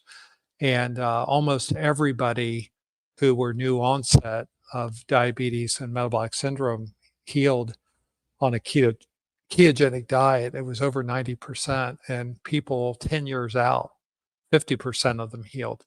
And so that's the efficacy, and that was just on a ketogenic diet. And carnivore is a much more potent anti-metabolic or pro-metabolism way of eating for you. And so I definitely would say you can't do better than carnivore. Stay with your doctor. If you're on insulin, you at some point you may need to reduce the amount of insulin you're taking and work with your doctor on that. And you really want to get that C-reactive protein down. The other thing I would want to know is, has there been any screening of your cardiac status? And I personally, and people that have high C-reactive proteins, like to get a myeloperoxidase level, which is another inflammatory marker, which can indicate higher risk for cardiac disease. And if you've never been screened for cardiac disease, either a CAC, which is a calcium or coronary artery calcium score, or a stress test to see where you're at, those are the things that I kind of think about, because all those things will be helped with carnivore, but you've got to bridge yourself. That high C-reactive protein did not happen overnight, and it's not due to carnivore, but it may take you 6 months to a year or more to heal, and you need to protect your heart during that time. Bravo. We love you, Dr. Phil. I know that a lot of these more medical questions do go your way, but you are seriously helping so many people. When they listen to this live stream and they do hear it from an MD, it's just different. It really is just different. So thank you, Dr. Phil. Okay, before I get to the next question, Todd, I just wanted to say, oh, you're muted. I just wanted to say goodbye to Raymond. So let's all say goodbye to Raymond. Well, I want to say something real home? quick. Real quick. No, but this is from my son's friend saying that can I have a turn? Hi, Beluga boy. When can Connor have a turn on the computer for Fortnite? Oh, are you strict with Connor's rules, like computer game time? No, not really, but they like to play around this time. So they're kicking me out. Wow, my wife's out here. How does Connor's friend know that we're on a live stream? Oh, because they're in the next room. room. It's on my channel. No, it's on my channel. Oh, okay. So all right. They saw the live and all that kind of stuff. Anyway, well, go be a good dad. Yeah. All right. Thank you, Thanks, Raymond. everyone. That was awesome. See you in the next live stream. Awesome. Fun. All right. Love you. Thank you so much. See you, Raymond. Have a good night, man. Yeah. Hey, Dr. Phil, can I ask you something? Always. So Ahmed said that he doesn't take insulin, but I know a lot of people say that they're on carnivore, and you said most people have success on carnivore. Wouldn't we assume that they do the best on carnivore keto because their carbs are limited? And so a lot of people take in a lot of cheese and raw dairy and things like that to the point that that actually has the negative effect on what you're saying. So that even though they are on carnivore, should we also clarify that as a low carb carnivore, maybe a dairy free carnivore, where they see the best results? Yeah, and when I say carnivore, I'm assuming 0 to 2 grams of carbohydrates a day. And it's pretty hard to be doing anything dairy and keep yourself at 0 to 2 carbs per day. So I think that's a great point to make. Cheese is a good stimulus if you're starting on carnivore and you're priming and you need something to stimulate your appetite. or in Bella's situation, she's done all this 5 years of healing and she's using cheese to supplement her exercise routine. But when you're trying to cure metabolic syndrome, I was on a very, very strict. I had nothing, zero carbs for 4 months to totally reverse my metabolic syndrome. And that included no cheese, no dairy, no heavy whipping cream, no artificial sweeteners, because getting myself healed was my prime directive. And when you have a highly sensitive CRP of 25, that's a real risk factor that you need to reverse as quickly as possible. So thanks, Chad, for adding that in, that your life depends on you taking this really serious, and then you can re-add some things in after you get your CRP down. Thanks for bringing that up. That's awesome. I got to say, my favorite part of this live stream is always Phil answering questions. Why, Todd? Why? Just Phil's always on the mark. It's awesome. Yeah, I learned so right. much. Exactly. We got a couple of Hey. super chats. Oh, Gunther. Oh, this is the follow-up from Gunther. Okay, he says from the previous question. Now remind me, what was his previous question? The energy, right? Energy problems from Lion Diet. Yes. Okay. Wasn't he the one that was doing 2 mads and 3 mads? And Correct. This is on his Gunther. 2 mads, he was having low energy. All right. So Gunther now says, yes, I do have healing to do, low energy, especially after meals since my teens. And I am now late 40s, skinny fat body, enlarged prostate, BPH, foot and toenail fungus, asthma, and attention deficit disorder. These are all things that he wants to heal. That's quite a list, Gunther. So it does honestly make sense to us that you are having a bit of a lull in your energy, because I think that you are still deeply, deeply healing. What are your thoughts, Todd? I think it sounds like if we could answer this better if we knew if he was priming. That's what I think, because we need to know if he's eating enough. So yeah, I think Gunther should join the SPG and try priming, because Gunther, I didn't heal. I was under eating and I didn't get my energy until I went through 6.5 months of priming on Raymond's protocol. I wish he was still here for this. But Raymond's priming protocol. And I did do some sleeping and my energy was a little low when I was going through priming, but my energy's through the roof now. And even more so, it gave me a baseline to know what a healed metabolism feels like, a healed metabolic system works like. If there's something valuable, there's 2 things that I've gotten the most valuable that a day to day that helped me. And that was freedom from all these addictions in carnivore. But the other one was knowing what a healthy metabolism feels like. Also, thank you for saying that. Can I also add something? A lot of us have too much omega-6 in our body, right? And so if you're going on a Lion diet and maybe, let's say you're getting, like, for example, a lower quality meat, it might have a higher omega-6 to omega-3 ratio. And I've been researching lately about people who are doing omega-3 therapies and omega-3 healing and things like this. And so you might want to look into maybe adding like some salmon or maybe some omega-3 supplements, but in my case specifically, and just hear me out on this, but adding some brain to your diet from some grass-fed cows that has a 4 omega-3 to 1 omega-6 ratio. And I have some speculation that our ancestors got their omega-3 requirements from eating a lot of bone marrow and brain and other parts of the body. But anywho, I would check into trying to see if there's an omega-3 to omega-6 kind of inflammatory response that you're dealing with, because I know when I upped my fats and I went to grass-fed only beef for a while, I saw a lot of healing as well. And when I started eating brain, I also realized that my brain calmed down a whole lot and I wasn't tired after every meal and things like that. So that's kind of like a weird little thing. Maybe Dr. Phil, would you agree, disagree? Well, I think it's I think I want to clarify that it's the ratio of omega-3 to omega-6, not the total number. So if you are getting and I think you were saying the same thing, but I just want to be clear. It's not about cutting back on the omega-6.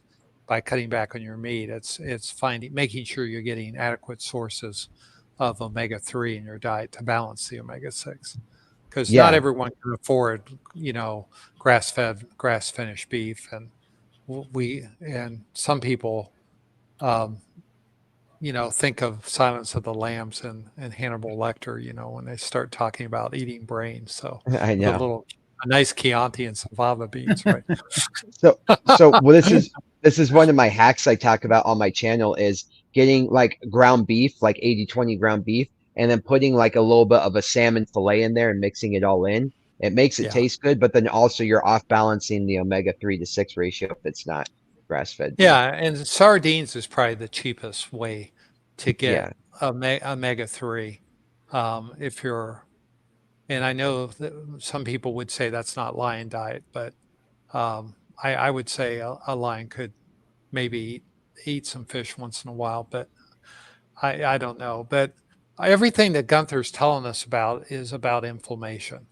Mhm. Enlarged prostate is an inflammatory process. The toenail fungus, his asthma, his airway inflammation. So everything points to he needs to be healing. I'm glad he's on lion diet, and I hope he's strict as heck. And I think Yeah. Chad's points are really good if he needs a little extra boost. Great points. Gunther, let us know what you think of these answers. And if you do have questions about what Todd was talking about, like what the heck is priming, you can comment it and we'll circle back to you. But hopefully this was all helpful. Okay, let's keep Absolutely. going. Yeah. Oh, Susanna, thank you so much for the super chat. She says, over the last 3 years, every time I try to go 100% carnivore, my blood sugar drops into the 50s and I feel dangerously ill. Slowly transitioning does not work because a little carb leads to a binge. Any advice? So again, sounds like under eating. I would also say, yeah, making sure you're getting enough protein within a short eating time frame to kick you out of ketosis.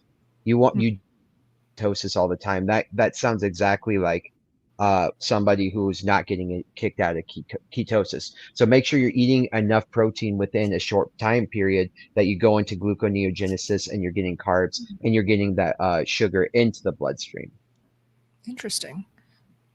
Yeah, I think definitely it's an under eating issue. And Mm-hmm. as I was trying to break my metabolic syndrome, I would fast and get down in the 50s, but I was totally asymptomatic. But eating more frequently as your body's adapting, not everyone can tolerate one meal a day or lots of fasting. I mean, I think Lindy, don't you, how many meals a day do you eat and do you fast? Mm-hmm. She's Hold on, muted. Lindy. You're muted right now. If you don't mind repeating that, you're good. Yeah, sorry. Yeah, I had lap band surgery 27 years ago, so I struggle to sit down and eat a large meal. So I have to graze throughout the day. So I tend to undereat a lot. And also, the meat is very satiating, so I'm not hungry. So I could just eat, half a steak in one day, and that keeps me going. But then, yeah, you do risk the under eating, everything stalls. My blood sugar levels, like Todd, my machine goes off all the time. I did do a trial for 2 weeks and my machine was constantly low, but I felt fine. So the fact that you are feeling unwell, yeah, definitely. I think you're under eating. Ramp up the protein and maybe introduce a bit of dairy if you can do that, just to help you through. Yeah, my mom was hypoglycemic, and when I got her on carnivore, I had to use dairy carbs to keep her blood sugar from crashing until she got more fat adapt. Mm-hmm. Also, Yeah. bone broth. Don't hate on the bone broth. Sip bone broth throughout the day. It's a life changer for real. What So- bone broth company kicks back? Do you have? I have none. Yeah, I make right. my own. I make my own. Oh, you make it at home. That's always very healthy. Yeah. For me Yeah. though, like every time I hear you talk about the bone broth, I always have this thought, but the space that the bone broth liquid, by the way, takes up in my stomach I personally would rather fill it up with meat, like nutrient dense, solid meat filled with fat and protein. So that's why it's like every time you talk about the bone broth, I'm just wondering, would I be able to do that? I don't know if I have space in my stomach for more liquid.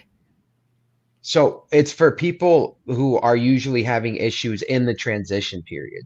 Like, for example, I barely use bone broth now, hardly ever. Mhm. But when I was going through the Mhm. transition, I was like that low energy.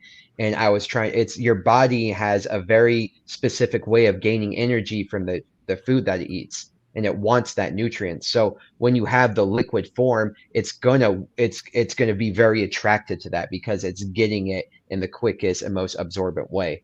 So people who are under eating, it oftentimes helps them get those nutrients in because it's a more like attractive way for your body to take in that energy. So for like, especially in its oftentimes like not too bad in protein. So to like, if people who are under eating and they're not getting the gluconeogenesis that they need, slamming down 20 grams of protein from a cup of homemade bone broth is a really quick and easy way to do that and a fast way to do that. So I swear, Awesome. like I had to go through carnivore multiple times, like trying, failing. Bone broth was like the key element for me to get me past it and then thrive. And then when I was feeling low energy to kick me through. And then when I had meat aversion, the other thing that I found was adding fish. And so I was like, when I was going complete Yeah. elimination, I was like, God, I cannot have another bite of red meat. I would mix it with some fish of some sort, and then also I'll be back in the game and I didn't have meat aversion anymore. So those are like were my two hacks to get me from not knowing anything about carnivore and trying it to making it to the other side and thriving. That's awesome. That is awesome. Let's keep going. Thank you, Holy Ghost, for the super chat. Will small amounts of modified... Oh, what is this? Sorry, that was just my thank you, Holy Ghost, for the super chat. Oh, I'm not even Yeah, registering these names. Will something you don't hear every day. Yeah, that's true. So the question is, will small amounts of modified wheat starch and or electrolyte calcium supplements cause kidney stones on keto? Kidney stones on keto, not carnivore, though? Not sure. I don't know about that one. Yeah.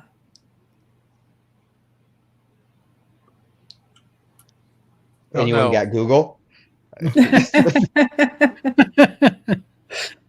I don't know, to be honest with you. I don't know that I've used wheat starch, and I don't know that I definitely haven't had any kidney stones, so I don't know anything about that one.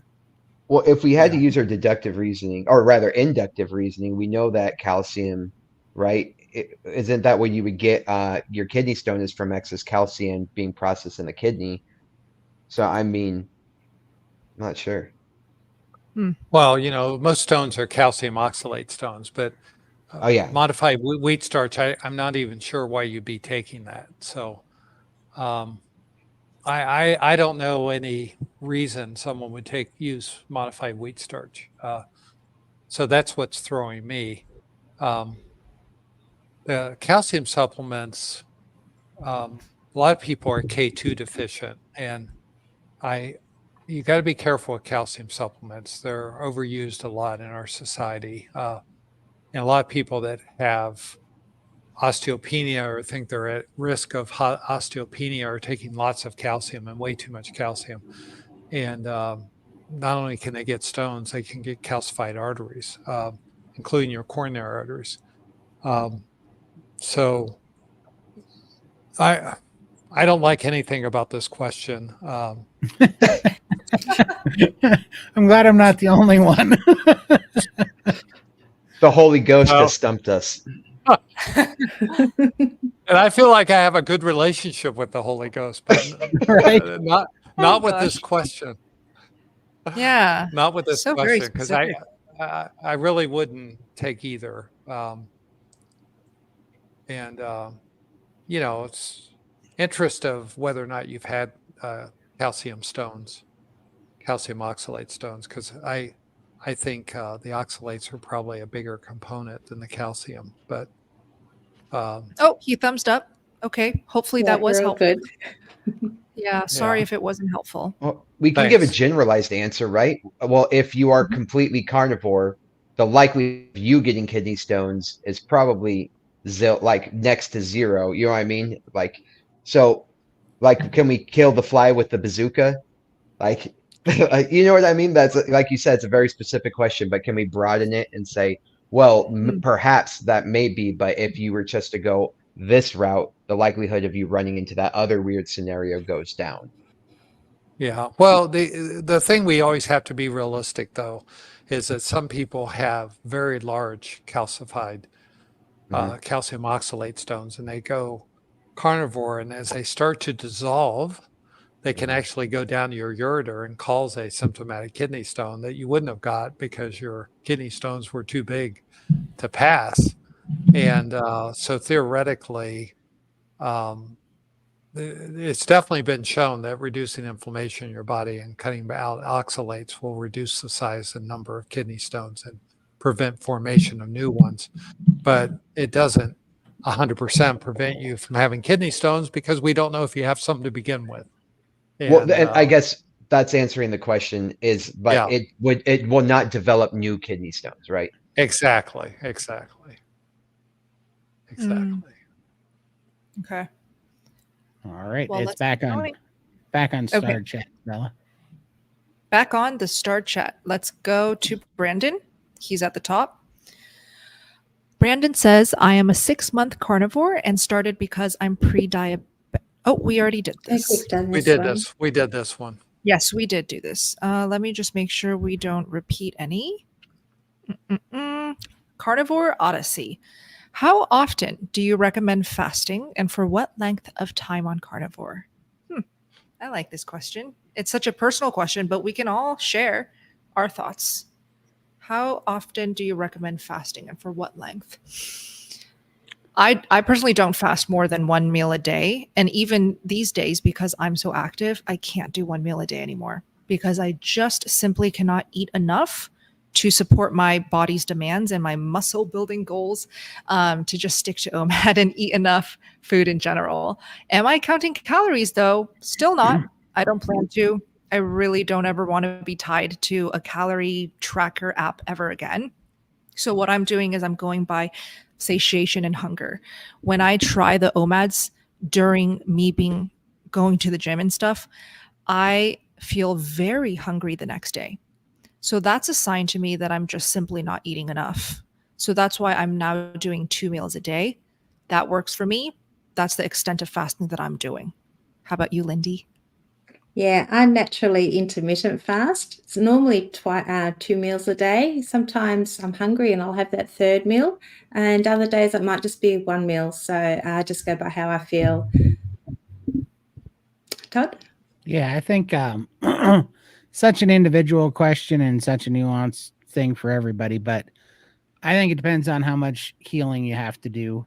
And it's not a great answer, but what I found is that both for priming priming and fasting, I had to figure out what it felt like to have a healed metabolic system and a good metabolism before I knew when I needed to eat.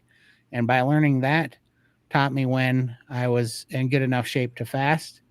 And then that's how I determine how long I can keep fasting, because when that starts to get hurt and my metabolism starts to drop, then I go back to priming. But I do a lot of pretty aggressive fasting because I have a lot of lymphatic issues that I'm healing. And so I do 7-day fasts, and I try to do rolling 7 days every week until my metabolism slows down every other week. Sorry. So I eat for a week and then fast for a week. So I do rolling 7 days. And I try to do that because of the autophagy for my lymphatic system. But like right now, I haven't done a fast in 4 weeks because my metabolism slowed down about 4 weeks ago, and I had to reprime to get it back up. Now I'm feeling great. My metabolism's back up, and now I'm going to go back to fasting here in a week. So it's kind of an N=1 thing. Super cool. What about you, Chad?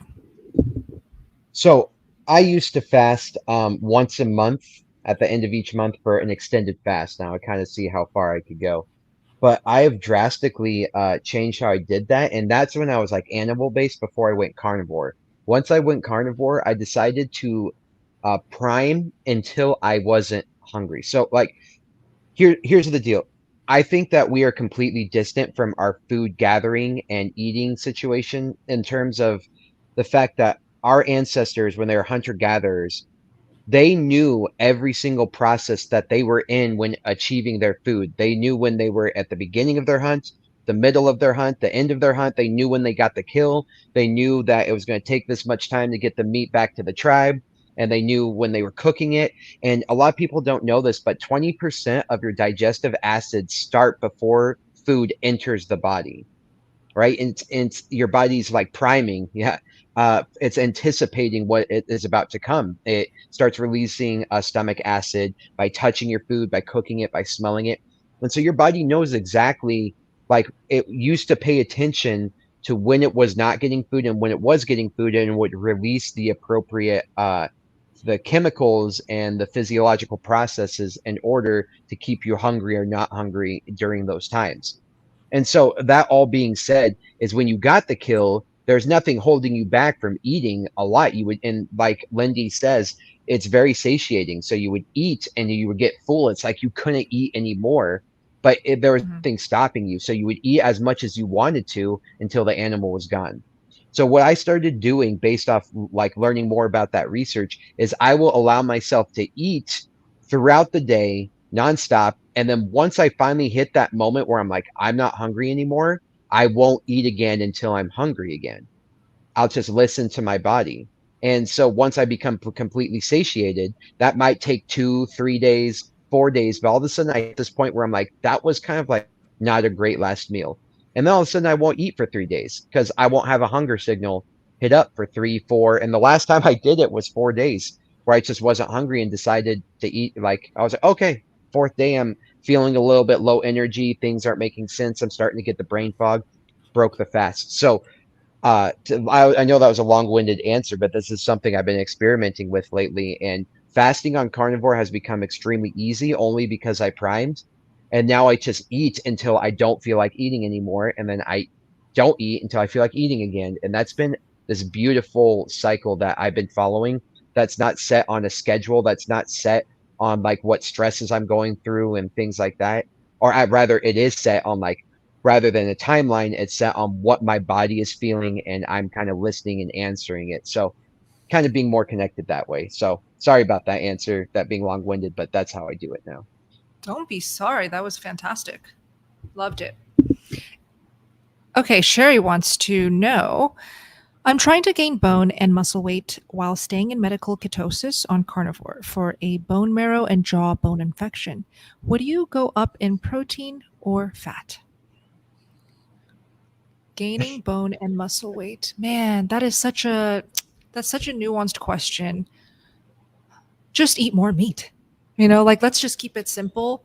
Let's not obsess over these details, especially since you're healing, I would just focus on eating plenty of fatty meat. Also eat bone marrow. Yeah, why not? For bone marrow. Yeah, I would just definitely eat the fatty cuts of meat. Our brain's like 70% fat and 30% protein, and that's what ribeye is. So I took that as an omen that that's the perfect cut. That's what we're supposed to be eating. Yeah. What are your thoughts, Dr. Phil?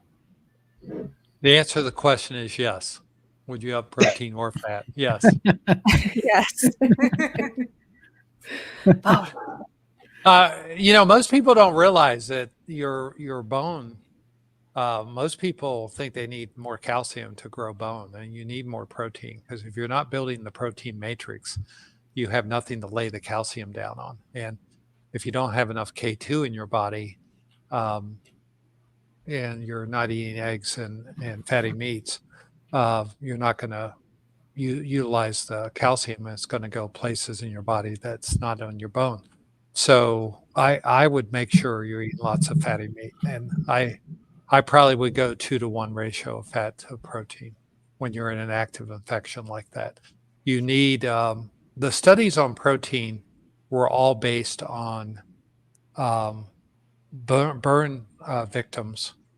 And we recommend in protein that you actually get more protein than even the burn victim calculation is, which is 0.8 milligrams or 0.8 grams of fat per kilo of body weight. And we really recommend you get 1 gram of protein per pound of body weight, or 2.2 grams of protein per kilo of body weight. So Sherry actually chimed in with some more details. She says, I do. I actually, oh, sorry, not this. There was another message that she was saying her current ratio. Let me just read it because it's in front of me. I am at a 4:1 fat to protein ratio right now. Wow. That's like therapeutic healing. yeah, but I don't know if she's getting enough protein on that. So I would make sure, because she's going to need extra protein for to make sure she's getting at least 1 gram of protein per body weight. And there it is. so it's not only the ratio, it's also making sure you're getting adequate amount of protein. Would you say for Sherry, eating more meals throughout the day would be helpful to help reach that protein target? Well, for most women, when you've got an active infection, you probably need somewhere between 45 and 65 grams of protein per meal to get enough protein. But I don't know her size. I don't know her weight. I don't know what her calculation would be. So it just depends. I mean, if she has stomach reduction surgery, there's so many factors that it's hard to make a golden rule for that. Let's keep going. Corey says, I've been keto for over, I've transitioned to Carb 2 months ago. Now I'm dealing with tonsil stones. Does this make sense? Tonsil stones. Those are when your tonsils like harden up and they swell up almost as if they're inflamed. Yeah. No. I'm not sure. I'm not sure. This is a great question, and I'd have to research this. I don't have a good answer. When I was in practice and saw concretions, we call them concretions, or they're basically hardened secretions that are like, I mean, they literally are stones. I mean, but they're small. It's not like river rock. It's more like white sand in your tonsils. There was always a lot of inflammation in your body. And so I wouldn't think carnivore would cause that, but I would be more concerned about things like dairy and oxalates in the diet that you may not have eliminated. I would think tonsil stones would go away on carnivore after 6 months to a year. So I'm a little shocked by this. Oh, that's what tonsil stones are? Are they the things that you see people? Okay. Huh. We've got some people saying what tonsil stones are. Here's another one. Little hard white stones that form in your tonsil cavities. And this one says they smell foul. Smell bad. Yeah. Yeah. Well, sometimes they smell like rotten cheese. I've had to pluck them out sometimes in the office, with a 18 gauge needle. Really? And but I wouldn't expect people who have been straight carnivore to, after 6 months, to ever have another tonsil stone. But he's 2 if I months saw in. someone, but he said he was keto before that. So my question is, has he cut out dairy and oxalates? Right. Yeah, exactly. It could be he's oxalate dumping, because now that he's carnivore, he's no longer eating the small amounts of, or maybe large amounts of oxalates that he was eating on keto diet. Correct. Hopefully that helps, Corey. Let us know. Let's keep going. Flip again. What is meat aversion? What is priming? Generally speaking, is going strictly carnivore the fastest way to get into fat adaptation? let's start with what is meat aversion. Meat aversion is just when you're tired of meat. Like, let's say your go-to meals are beef patties or seared ribeye. And when you think about that for the next meal, you are dreading it. Or when you're eating your ground beef patties, you're starting to get nausea. Your palate feels fatigued. This is just common symptoms of meat aversion. Very, very common when you go carnivore for the first time. Does it go away? Yes, it does. There are plenty of things that you can do to help the meat aversion, like eat more variety, eggs, seafood, cheese, whatever. What is priming? Let's have Todd describe priming. Man, priming is just, a structured way of eating to make sure that you're filling a nutrient deficit that you've probably been in for a long time. And that will boost your metabolism. It'll start to heal the body. And you got to test yourself, because it's kind of funny because we don't even know if we're eating enough. I mean, I definitely didn't, which is funny. It's funny to be 700 pounds and find out that you don't know how to eat enough, right? That's kind of a funny little problem to have. But that's exactly what priming taught me. And it was true, right? So I didn't even know that I wasn't eating enough. I didn't even know how bad my metabolism and my the metabolic disease had me plagued, So priming is basically eating on a structure that Coach Raymond has laid out in SPG. It's actually harder to do, in my opinion. It was harder to do the first 5 weeks of priming for me than it was to do the first 5 weeks of carnivore, to be honest with you, because it's you got to eat like it's your job. But what a payoff, because you give your body everything it needs. Your body feels safe, and then your body heals, and it starts to pump up your metabolism, and then you really do get fat adapt when your metabolism's running correctly, and you have the nutrients you need and healed. It's crazy. Yeah. Great definition, Todd. So Spirit says, I definitely got meat sweats during priming. This happens.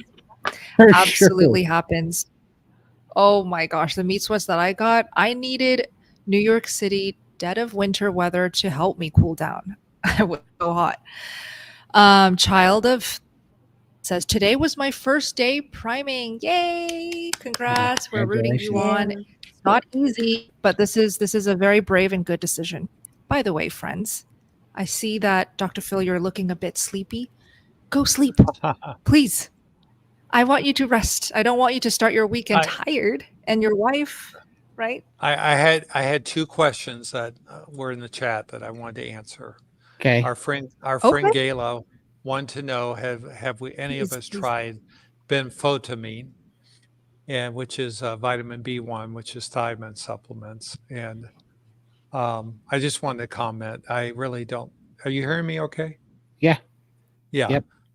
I would just comment that I really don't think you need to be taking B supplements if you're carnivore.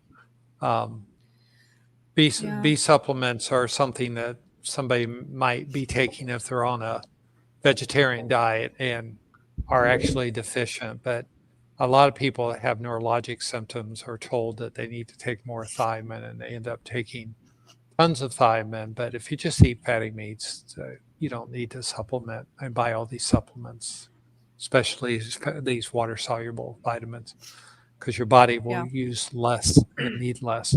And the other one, Dr. Nelson, who's a good friend of Carrie on Homestead Hal, wanted to know what my channel was. And Bella, you have the answer to what my channel was. Dr. Phil is an SPG exclusive. He's only in the cool kids club is basically what that means. But hey, we now are so honored to get to have him with us on these live streams. So that's really such a huge step forward, because Dr. Phil does like his privacy. He doesn't want to start his own YouTube channel, and he really likes the community, and he wants it to stay that way. So let's support that. For sure. Yeah, and my interest is in human physiology. So I'm always love to explain, what you should be looking for and how to address some of the common problems, and I also like to help people who want to know how to partner with their doctors. And because your doctors are so important when you're carnivore. And don't get your medical advice from YouTube, but learn the questions and the information you need to be a better patient and help your doctor be a better doctor. So that's my parting thing, and I'll see you guys next week. Thanks Take so care. much, Phil. Love you, Dr. Phil. You're the best. See you next See you, week. Dr. Phil. Appreciate you. Isn't he great, guys? Like every time he comes on, let's send him a bunch of love, because this is not his comfort zone at all. He's not used to, just sitting in front of hundreds of people and then, being watched by thousands more. So Sure. he's doing his best and he's doing fantastic. So Yeah, for sure. Absolutely. Legitimately, my favorite part is listening to Phil answer the questions. I learned so much. Yeah. I also might take off as well, if that's okay with everyone. Oh, Chad, no problem at all. I know you have a family, you have kids, kiddos. Yeah, I Appreciate it. promised them to do a couple more things with them tonight, so I better get to them. All right. Appreciate it, Chad. No, don't let us leave you. Love you, Chad. You're the best. Yeah. Thank Have a you so great much. day. My daughter Zenobia said to tell you hi, and she was so excited to Aw. make your pancakes. Yay. Tell her I love her. Hi, Zenobia. Okay. Yay.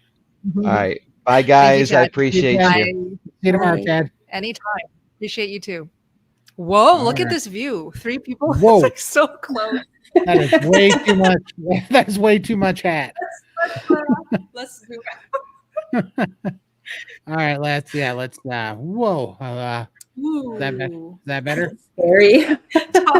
You're so funny. Your eyes are probably 10 times more sensitive than mine. I can't even imagine how sensitive your eyes are. Oh man. Here Yeah. we go. Yay. Okay. Oh, Gunther again. Thank you all for your answers. Some follow-up details. I do 100% strict line with no cheat meals. Only eat 100% grass-fed beef fat trimmings and beef. 2-to-1 fat to protein in grams. And I eat until satiated. So that's 2,500 calories per day. Okay. Lots of great detail here. That is. Gunther, yeah. I had to eat, I was eating 1,400 calories when I didn't have any energy. And then for the first 5 weeks, it took me about 5 weeks to get up to eating probably 3,000 calories. But then my appetite opened up. And when my appetite opened up, I started eating 7 pounds of meat a day. And I continued to do that for about almost 6 full months. From the beginning of priming to the end of priming, I was about 6.5 months. And I ate 7 pounds of meat a day for almost 6 full months.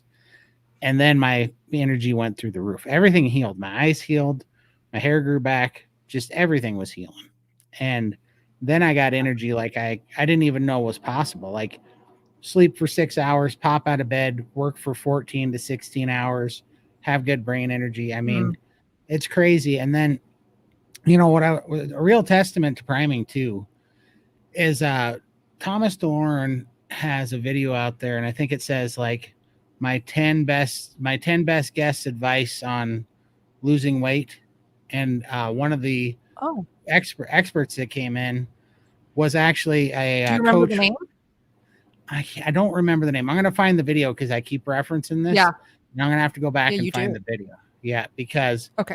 It was pretty impressive that he was a very high-end UFC coach, and he used basically priming, because he said when his fighters would come in, he would put them on a calorie restrictive diet, and he would work them out even, 10, 14 hours a day, and they wouldn't lose weight. And he needed them to cut weight. And so in order for him to get them to lose weight, he first had to feed them like 3,500 to 4,500 calories a day, get their metabolism up. And then he could cut their, like he said, he was trying to cut their calories at first to like, 1,700 calories, 2,200 calories, and work them 14 hours a day, and they weren't losing weight. So he fed them like 3,500 to 4,500 calories a day for a few weeks, got their metabolism up, and then cut them down to like 2,500 to 3,000 calories, and then they would lose weight. And that's and that's like, he was training professional UFC fighters for big money matches, and he even acknowledged that was what he had to do to get them to lose weight. That's very fascinating and very much aligned with, the whole concept of let's feast and fast, prime and fast. So hopefully that gives you some inspiration, Is it Gunther? Shoot, I forgot the name. Oh, hold on. I got took it. down the question. Thank Yeah. you. Yeah. Hopefully that helps you, Gunther. I wanted to just chime in on the whole 2 to fat to protein, 2 to 1 fat to protein. So he's eating grass-fed beef fat trimmings, which is fantastic.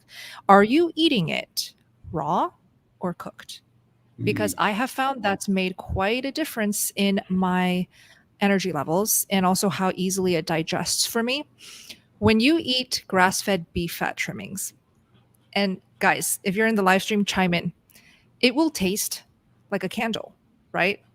It tastes very waxy. It has a very sticky, chewy consistency and texture. It gets stuck to your teeth. But that is the consistency of beef fat raw.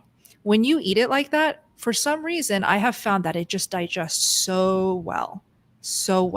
And it almost directly gets translated as pure energy, especially if you are already fat adapted.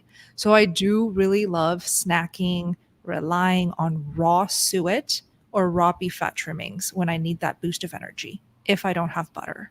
Any thoughts, Lindy? I actually love tallow. I know you're the steak and butter gal, but I love my tallow, and I'll just grab a spoon. Love it. And That's great. gone. I love it. Yeah. So definitely tallow for me all the way. Perfect. There's plenty of ways to get the fats up and maybe push the energy up as well. You could even try playing with 3 to 1, Gunther. Okay, let's keep going. There you go. Oh, fat does not make you fat. Oh, see, steak and butter gal. Thank you all. I guess she just really wants to, he or she wants to emphasize this. And very well said. Fat really doesn't make you fat. And sure, like you can use me as an example. When I up the fats, I've only lost. And at this point, to be honest, guys, at this point, I don't really want to lose any more weight. Like I just don't. I'm at a point where it's like, whoa, maybe my metabolism is so revved up, so fast, so up to par that now I have to do the opposite of things that I've been saying, okay, do this for fat loss, do this for fat loss. Now, personally, I'm at a place where I am not trying to lose fat. I'm trying to gain healthy weight. Yep. And truly, this is a blessing to even be able to say this. I recognize that most people are going to think, oh, Belle, you're so freaking lucky to get to say that. You would never understand. Like, I've tried my whole life trying to lose weight. That was me. Maybe up until the beginning of this year is when I really felt like my metabolism was just revving the hell up, Until the beginning of this year, I have struggled with my fat loss goals for my whole life. Being a vegan for 6 years, my weight fluctuated so much. I had intense cravings. I never felt full. My hormones were wrecked.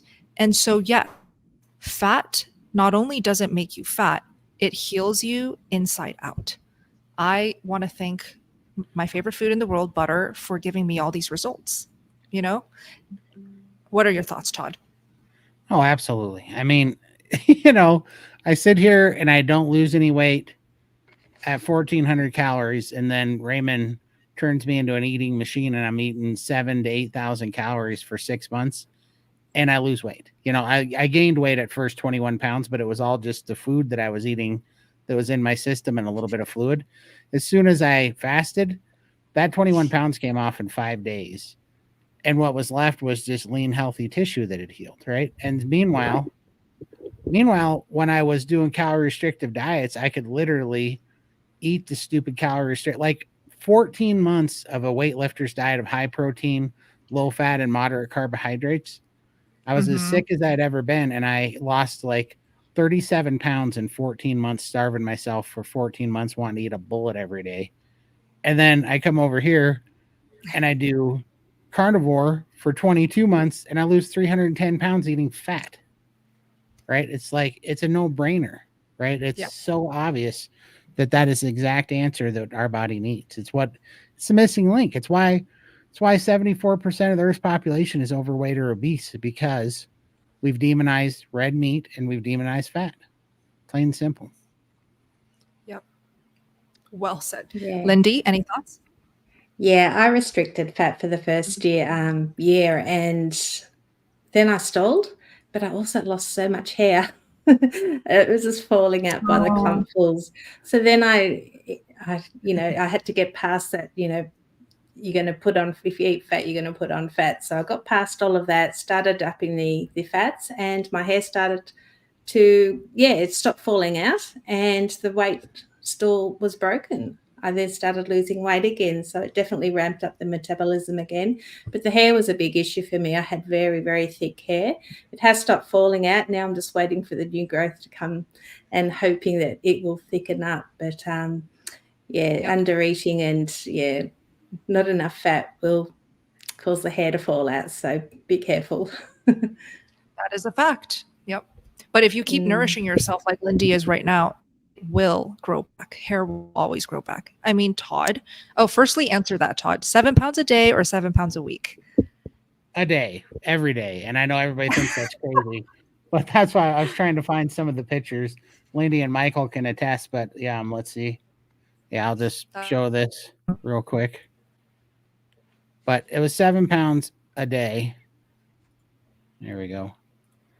This is just one meal, and I would eat 3 to 4 of these meals a day, and I'd have 2 giant ribeyes that I'd cut every day. Let me pull these up.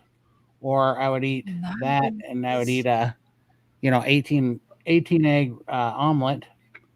And I was just trying to find some of these pictures. Oh, here we go. This is when I was prepping for my priming because I was eating so much meat. I used to buy the 18-pound prime ribs 5 and 6 at a time, So I'd buy 120 pounds of prime rib at a time. No, it was 7 pounds a day, and I was knocking them back. So, and you love to send these photos when we're fasting too. So I did. I was torturing them. It was like, look what I'm eating. We're like, we're fasting. What a tease.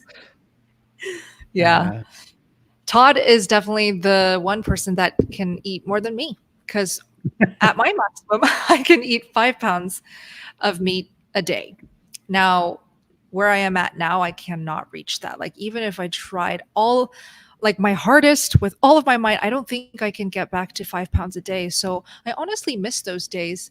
And that's why I always say, when you have that ravenous appetite in that bottomless pit, wow, that is a gift. Enjoy it. Enjoy it. Don't fight it.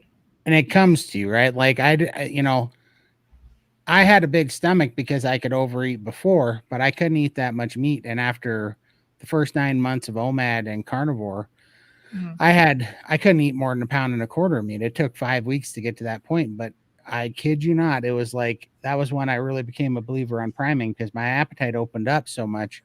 I wasn't forcing myself to eat 7 pounds of meat a day. I couldn't not eat 7 pounds of meat a day. I was ravenous for meat. I couldn't get enough of that stuff. And so I just had to lean into it. So it's a very real thing. And it's when your body's finally going, oh, we can heal. We got so much healing to do. Let's just do this. And then let's go sleep. And I kid you not, I would eat 7 pounds of meat over about 3 meals. And then I'd be tired and I'd go sleep for like 7, 8, 9 hours, which for me is a ton. And I'd wake up and I would visibly be skinnier. I would visibly have less inflammation and I would see changes on me and my posture was better. I mean, I got taller. I got taller during the priming. It was crazy. That's so cool. Couldn't believe it. Wow. Yeah. We hear all these magical miracle stories, but we keep hearing it. So it can't be made up. These are real people also feeling the deep, deep healing and fantastic miracles. It's very inspiring. Awesome. Let's keep going. Oh, I just wanted to take a moment to say thank you to all of you live streamers still on with us. Thank you so much for being here. Like it's now, how long, Todd? How long has it been so far? It's been 2 hours and 24 minutes. Okay. 2 hours and 24 minutes. If you're still here, I see you. I really, really thank you for your support and for interacting with us because it keeps us going, gives us a lot of energy. Let me just feature some of your wonderful comments. Bella, you seem to be getting more and more. Whatever. Thank you, Ricky. Thank you so much. You have a fan. I hope you have a girlfriend or a wife who's also carnivore. You deserve it. For sure. Let's see. Hi, Phyllis. Oh, is Phyllis here? Hi, Phyllis. Welcome. Ooh, look at this. I'm cooking 60 pounds of brisket right now. Oh, is it 60 That's pounds or awesome. 60 ounces? Either way, that is awesome. That's awesome, man. Ooh. I actually get cravings for fat. Yes, fat. 100%. It's really natural. It's really natural. Don't fight it. Yeah. Homie can eat. I think they're talking about you. I know, and I shouldn't be Absolutely. proud that I can out eat Bella, who weighs like 110 pounds, but I am actually proud. You should be. Oh, Randy, piano. Now that I have your attention, you actually did have my attention using that word. I absolutely love your videos, Bella. LOL. Thank you so much. I'm so happy you love them. I thank you for your support, Randy. Awesome. Shall we go back to questions? Let's Sure, keep answering them. Let me make Okay, sure we you don't can have put any that. supers. Okay. Yay. All right. You're so welcome, Spirit. This is Appreciate so you fun. so much. Yeah. All right. Hi, Carney for Health. How can I raise my free T3? Taking 10 drops of 2% Lugol's iodine a day. I tried Armor, now on L-thionine 22 and levothyroxine 50 mcg. Yet my All right. free T3 remains low. So Todd and Lindy, you guys are fantastic for this. Todd takes Lugol's, and I believe Lindy, you take levothyroxine, or is it Armor? Thyroxine. Yeah. Mhm. Levothyroxine. Yeah. Mhm. Yep. My, Todd, yeah, you go my, first. Oh, Go ahead. you You- go, Todd. Okay. Yep. I take the Lugol's 5%, but I take 20 drops of it, 50. You're taking 50 micrograms. I take 50 milligrams. So I quite enjoy that, and it's helping a lot, but a little bit crazier, and you don't have to do this, but a little bit crazier is I eat 54 raw egg yolks a day. I do, and it's not as bad as it sounds. It's just about 12 ounces of egg yolks in this cup. It fills it up to about there. It's about 12 Okay. ounces, and it's Not 18 bad. egg yolks. Yeah. I do that 3 times a day, and egg yolks have DHA in them, which is precursor to your hormones for testosterone and T3. And I found my testosterone was incredibly low, and my free T3 was incredibly low, and it over tripled in Carnivore doing the 54 egg yolks a day, and that's what I'm doing now. And I just look at it like I'm taking 3 protein drinks a day. Is how I look at it. So I would try egg yolks. Great hack. Oh, good to know. I'm having quite a lot of eggs now, so I'm hoping that's going to help me. I'm on 175 of the levothyroxine, and I'm due to go and have another blood test in the next couple of weeks just to see if my levels have stabilized, but I'm hoping to reverse that one day. Dr. Lisa Wiedemann recently did a sardine fast, and they talk about the sardines really help with the thyroid and healing. That's something I really want to try. So I'm thinking of doing that over the next week, and then go in and have my blood test and see if that makes a difference as well. So that's something to great. look into as well. That's a lot. Yeah. All great tips. Let us know, Carney for Health, if any of those make any difference for you. Okay, this next. Oh, sorry. Were you going to put a different one? Yeah, no worries. You can put whichever one you wish. Okay. Yeah, this is what's next on my list. So Lynn's says, I'm 3 months carnivore. I started hoping to improve chronic bloating and to heal low thyroid function. Still have bloating after every single thing that I eat. How long could this take to improve? Bloating. With 3 months carnivore, I wonder if the bloating is due to oxalate dumping, still detoxing things from what she was eating before carnivore, or if she might be eating some ingredients in her carnivore diet that might be causing the inflammation or the bloating or the indigestion, right? So dairy is the first food that comes to mind that can cause bloating. And egg whites for me can cause There you go. bloating. Even egg whites. Yeah, so when people come to me and they go, I'm carnivore and nothing's happening, this isn't happening, that isn't happening.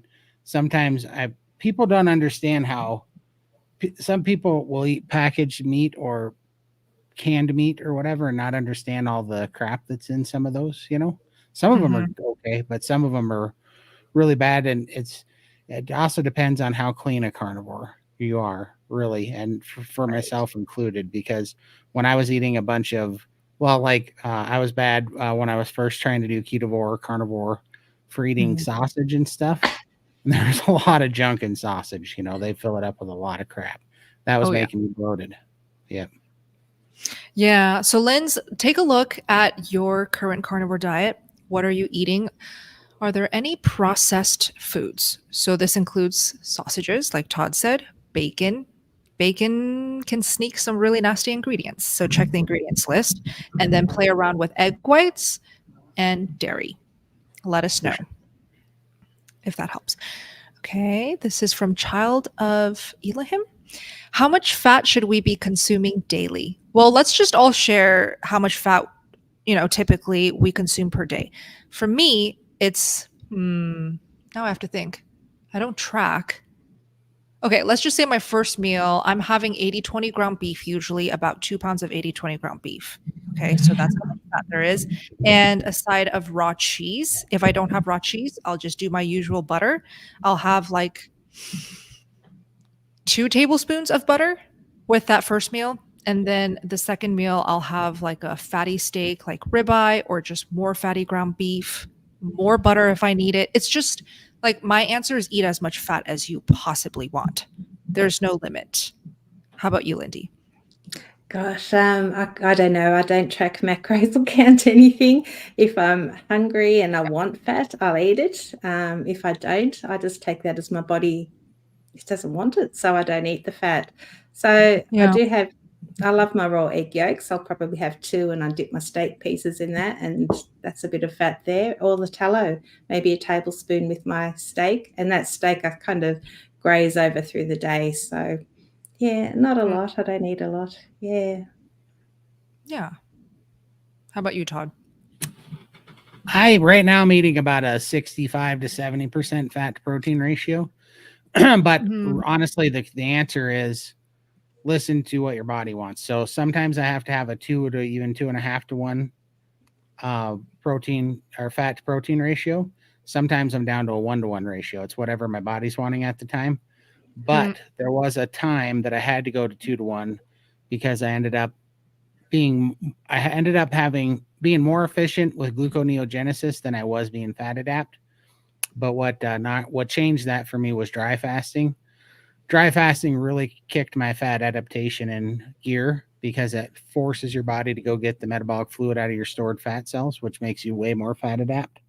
So when that happened, I actually required less dietary fat because without going into gluconeogenesis, because my body was more efficient at getting stored body fat, which is optimal. So right now I eat about a 1.5 to 1 fat to protein ratio, if that all makes any kind of sense. That's awesome. Let's keep going. Ahmed, I started carnivore 3 to 4. I do remember doing this. Yes. So let's unstar that. Okay. How about this one? Crystal, I'm almost 120 days carnivore. I am a non-smoker of 3 weeks. Congrats. This has not opened my appetite, but seems to have closed my appetite. Should I just power through and prime until the appetite opens? What do you think, Todd? And add cheese. So I quit a 26-year nicotine addiction, and I lost my appetite too when I quit chewing. That was last October. So we're coming up right on a year. And I lost my appetite. And Raymond gave me he was my coach at the time, and he gave me beautiful advice. And he said, when you're going through something like this, to open up your appetite, bring back the things that open up your appetite. So for me, I brought back cheese. That opened up my appetite. And that's why for now and always, anytime I don't have an appetite and my metabolism's low, I go for the dairy. So that's my crutch. It always works. Cheese always opens the appetite. Yeah. Do you have thoughts, Lindy, that you wanted to share? No, I've never smoked, but definitely adding the cheese to increase the appetite. If you're having coffee, that can be an appetite suppressant as well. So maybe have your coffee for dessert and not before meals. That's maybe another one to increase the appetite. Perfect. Okay, please help. Hi, everyone. This is Tony and Tammy from Arizona. Hi, Tammy. I have Hashimoto's carnivore since February 2024. The anxiety has come back. Is it because I don't eat grass-fed meat? I don't think not eating grass-fed meat will cause anxiety to come back. For me, I had terrible anxiety, like terrible anxiety. For me, the only time that my anxiety came back was also the reason that I came to SBG was because I was under eating. And when you under eat, it's the fat. I mean, for sure, for me, if I get any anxiety, I know I'm under eating, and especially under eating fat. And that's the first thing I add back in, and it goes away. Yeah, exactly.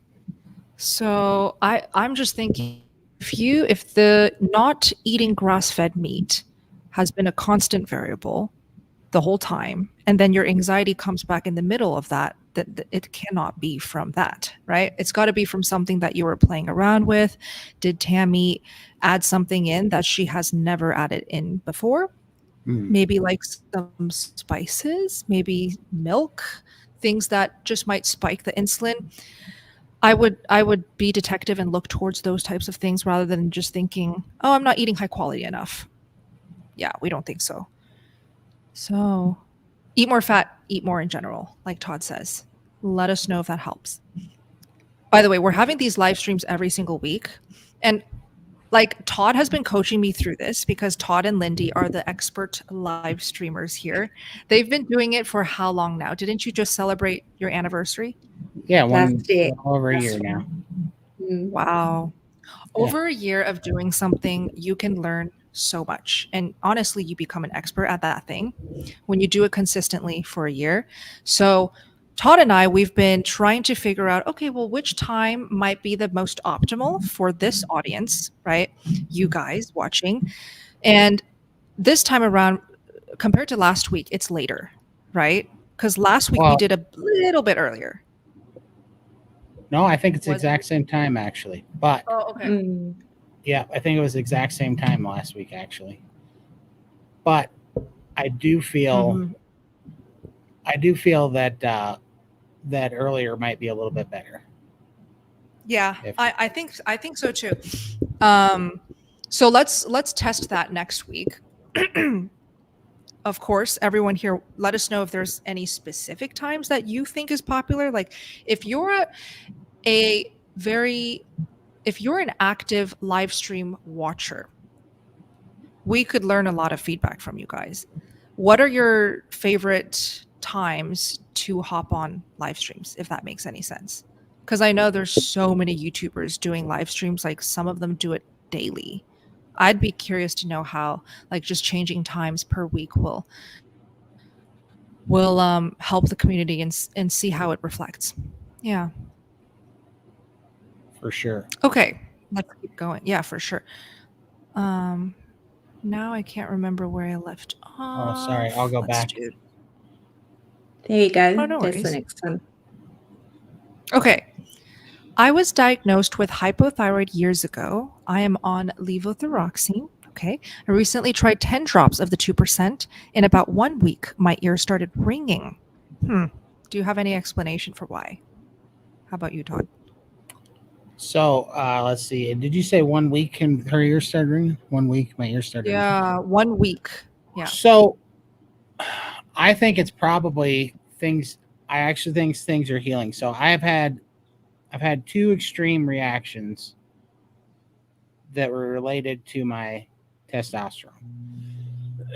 One was several years ago when I took testosterone injections. The first testosterone injection I ever had gave me a migraine. I had to go home and close my eyes and lay down for a minute. When I woke up, or when I opened my eyes, my ears were ringing, and I could see. I felt like I was seeing in high definition for the first time. I felt like I was seeing color for the first time. Whatever that injection did, my hormones were so messed up that testosterone turned something on. It was making my ears ring, and I felt like I could see in color for the first time. I took testosterone for about 5 weeks. My eyesight was better, but I stopped taking testosterone shots because I found out that you can become dependent on them. Fast forward, when I started taking 50 milligrams, not micrograms of iodine, glucose iodine. First day I did that, I had the same response, which is why I knew I was also on the right track. I had to close my eyes and my ears started ringing. And I opened my eyes and I felt like I could see color again for the first time. Like everything was more vivid and bright.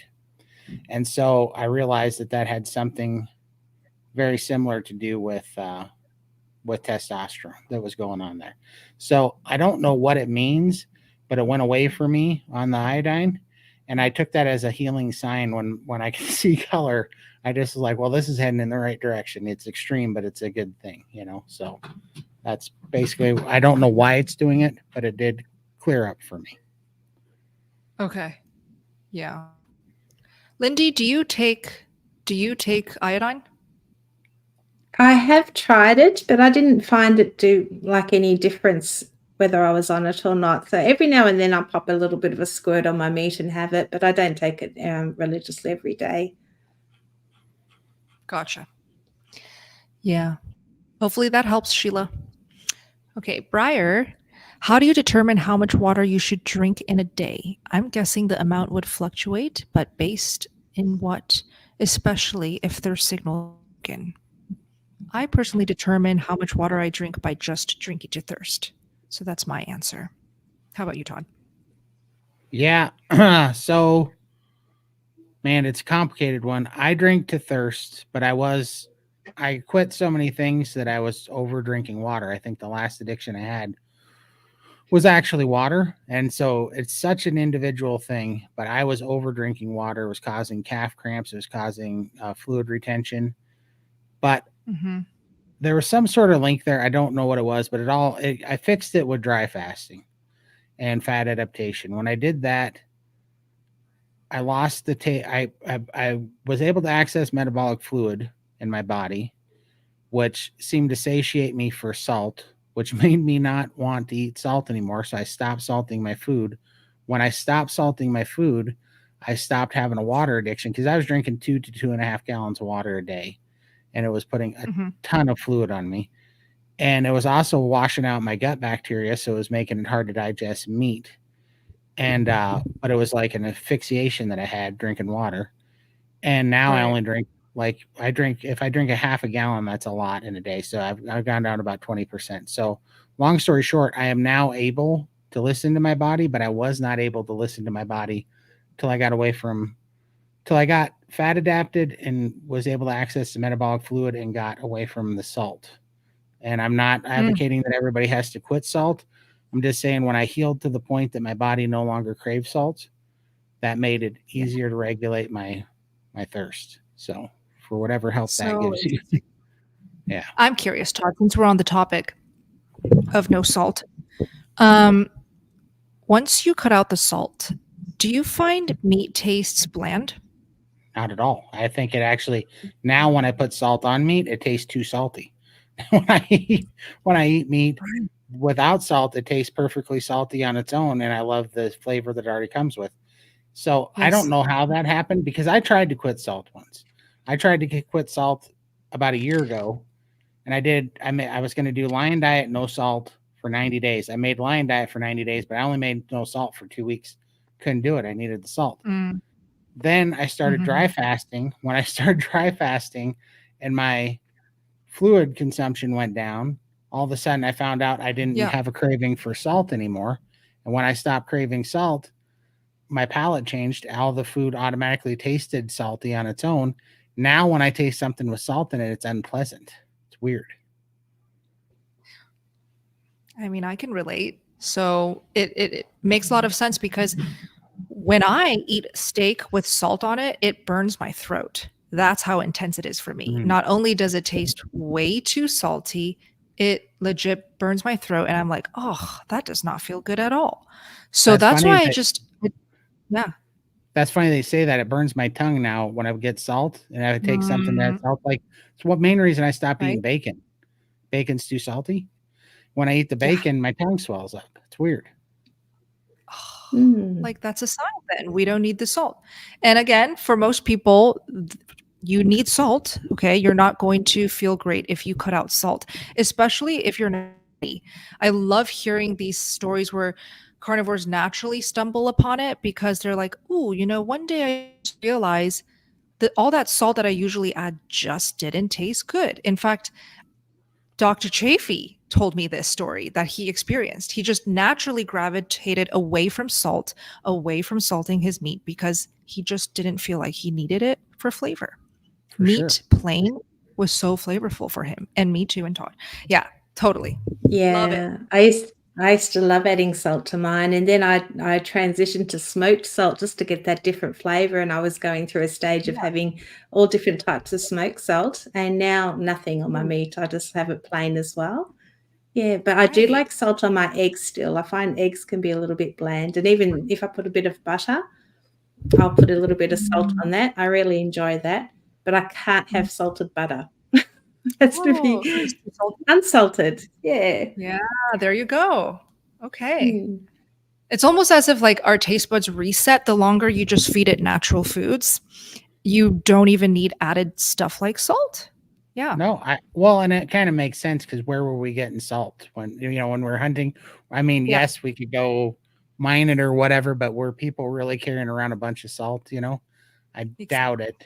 Yeah. I honestly think it's just a sign of healing.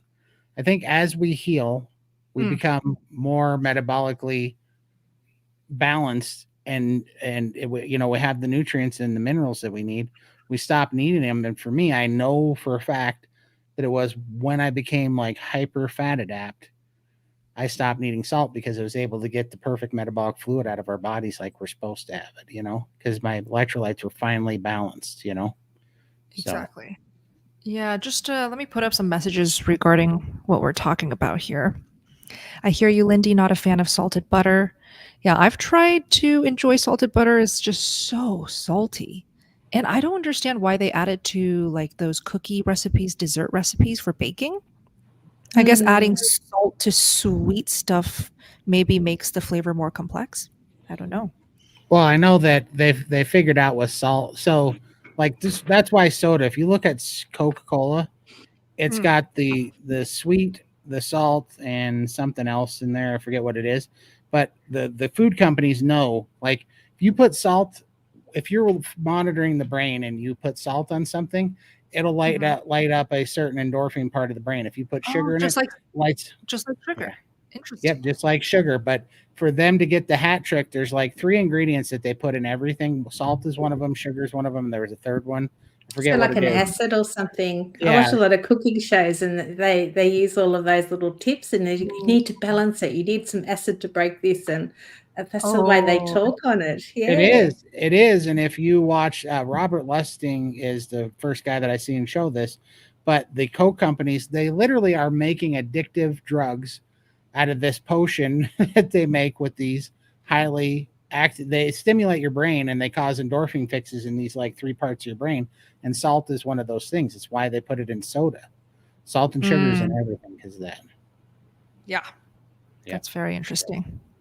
So John says salt is still better than sugary barbecue sauce. That is a fact. 100%. That is a fact. Yes. Yeah. Facts. I saw another one. Okay. John wants to know, have you tried steak with savory soy sauce? So the thing with soy sauce, it's very problematic. Bad for the testosterone. Way bad for the testosterone.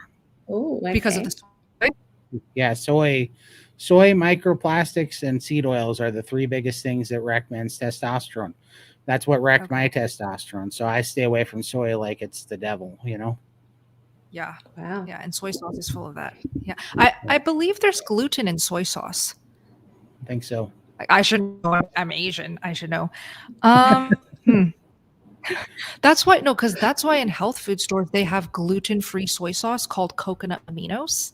If you know that ingredient's so popular in vegan communities, coconut aminos, because it's gluten-free. So I think there's actually quite a lot of problematic things about soy sauce, but no, I have not tried it. Yeah, soy sauce full of estrogen. Yeah. Okay. There you go. There you go. I throw rocks at soy sauce, says Ricky. Soy sauce has wheat. There you go. So that's why it has gluten. Soy is the devil. Yep, it is coconut aminos. I stopped liking soy sauce. Good. Very good. Yeah. Shall we keep doing questions? How about this? And also, when we're answering these questions, now that the serious carnivores are gone, we can just hang out. For sure. Like now, Sounds I'm good. really having fun. No, with Dr. We don't have Phil, I Raymond. want- and Raymond and Chad, to be honest, he's very, very hardcore. But like when Yes. Dr. Phil is there, I want all the questions to go to Dr. Phil because Dr. Phil is hard to get. You know, he's so For busy. He's very selective about where he spends his time. So I'm always so honored. But now that it's just us three, we can chill. But Gliscore says, how does milk on carnivore work since it has carbs? Can I drink it still or should I not? I eat cheese and dairy. It sits fine with me. I haven't played with milk just yet. Maybe I will. If I want to see if it helps with the gains, maybe I will. But right now, kefir is working great for me and cheese is working great for me too. How about you, Todd? You know, I don't do any dairy unless I'm trying to prime and I'm having a hard time opening up my appetite. So other than that, I stay away from it. But it's just because I'm doing carnivore to heal and to lose weight. So it depends on why you're doing carnivore. If you needed to eat more, if you're not eating enough, if you're under eating and you need to gain weight, then absolutely drink your milk and you don't have to worry about the carbs. But if you're trying, if you have a carb addiction, a sugar addiction, and you haven't gotten free from, you know, I think anything that makes you not be able to stop eating or eat the way you want to, you should be able to choose what you want to eat and not have any fight from your body, you know? So like you shouldn't have to fight a craving when you're trying, like you should be able to tell your body you're going to eat, you know, eggs or bacon within reason. You might get a little bit of meat aversion, but if you're doing something that's making you go, I'm eating this, but I really want a donut or, you know, some carb, then I think it's a problem. And for me, milk was that thing. So I don't do it at all. I stay away from it. Plus, like Charlie always says, cow's milk is for making little cows into 400-pound steers. So that casing really does open up your appetite, you know? Absolutely. How about you, Lindy? Yeah, I was just going to say that point. Dr. Berry says, you know, all mammals feed their babies milk to make them fat. So obviously I don't want to gain any more fat. I need to lose it. So I stay away from milk for that reason. And dairy as well. I just find I get inflamed with it. So I love dairy, but dairy doesn't love me. So I need to stay away. But if you don't have any issues with it and you're enjoying it and you're reaching all your goals, go for it. Fantastic. Well said. So question for everyone in this live stream. I'm very curious how dairy sits with you all. Do you guys incorporate dairy? And what types of dairy? Feel free to share that in the chat. I'll feature your messages. Okay, let me just go here. This is a great one. What do you eat to prime? Anything carnivore.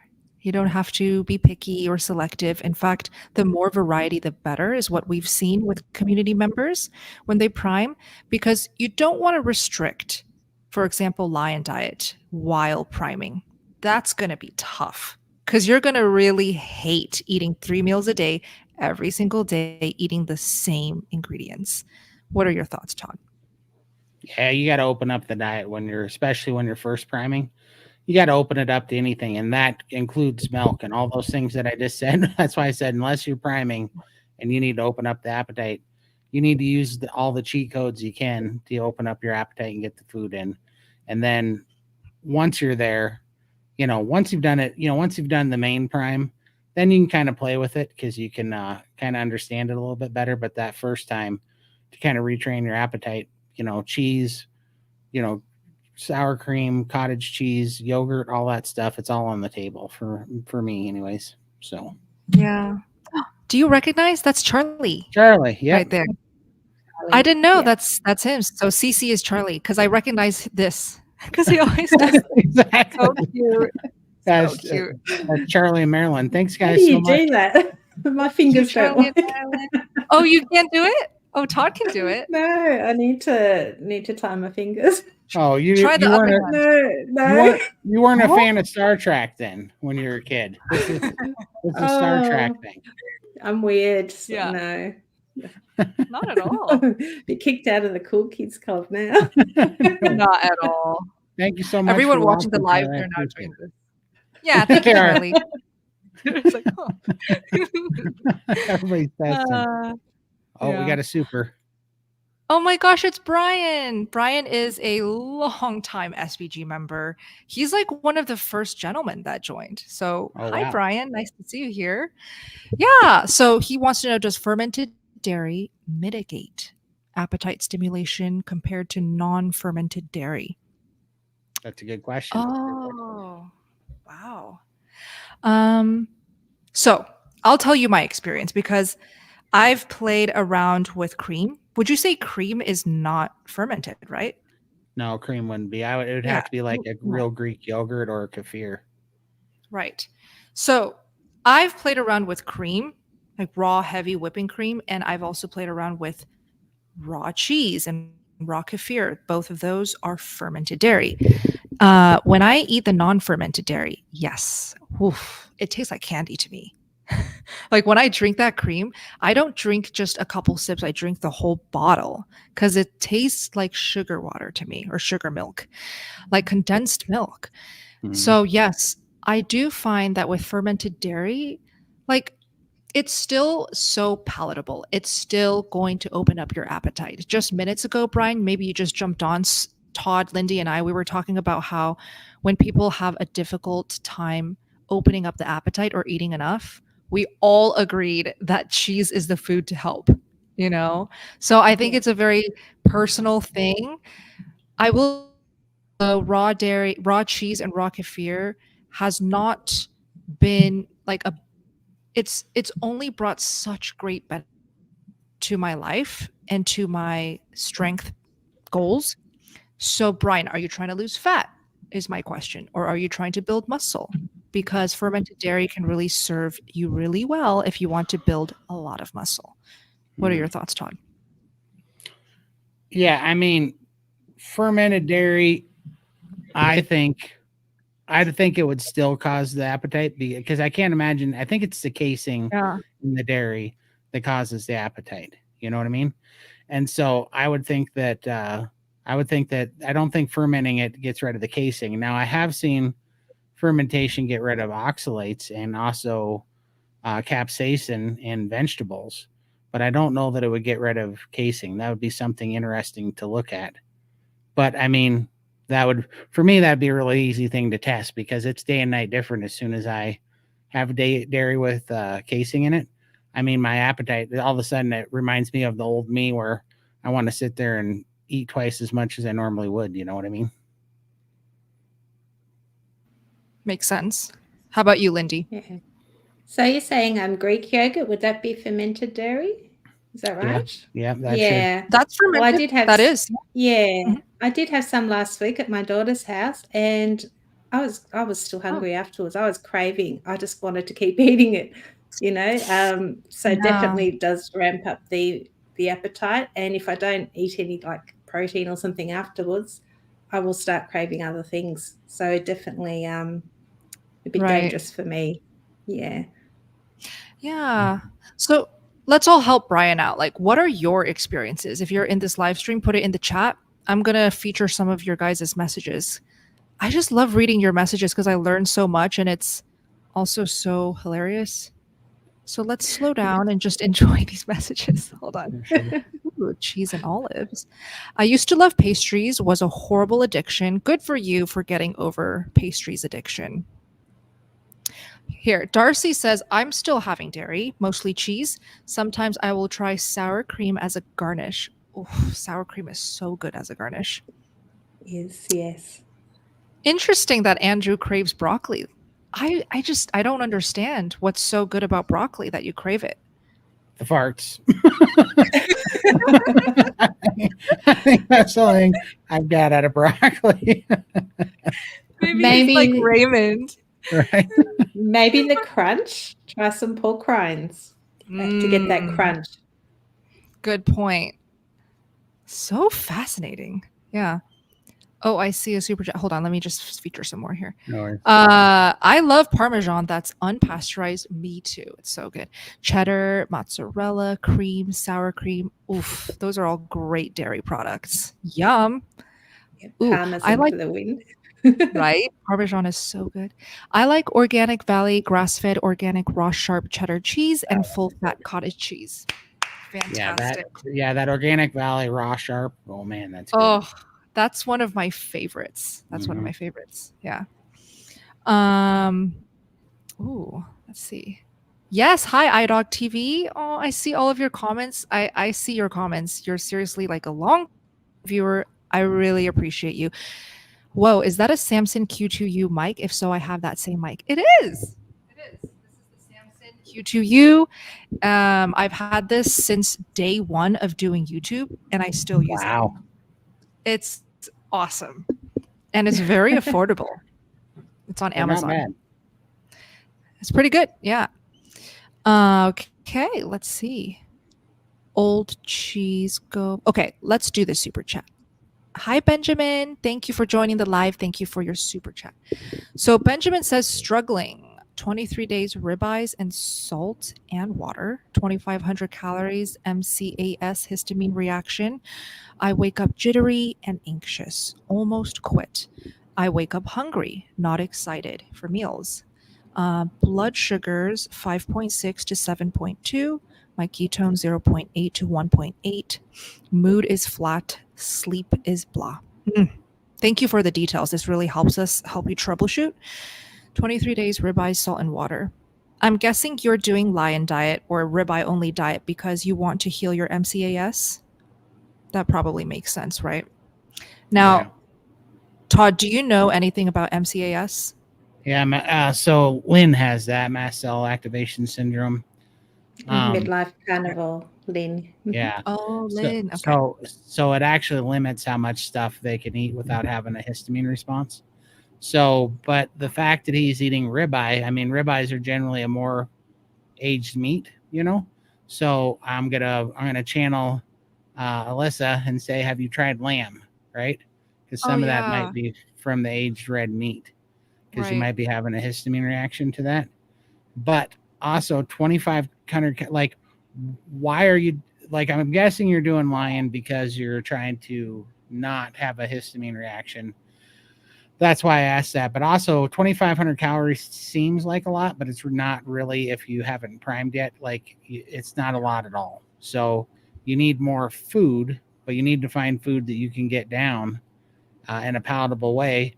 And it might just be doing like what Coach Amy says and doing 5 bites an hour, even when you don't feel like it. And you're going to be lethargic through the healing process, you know.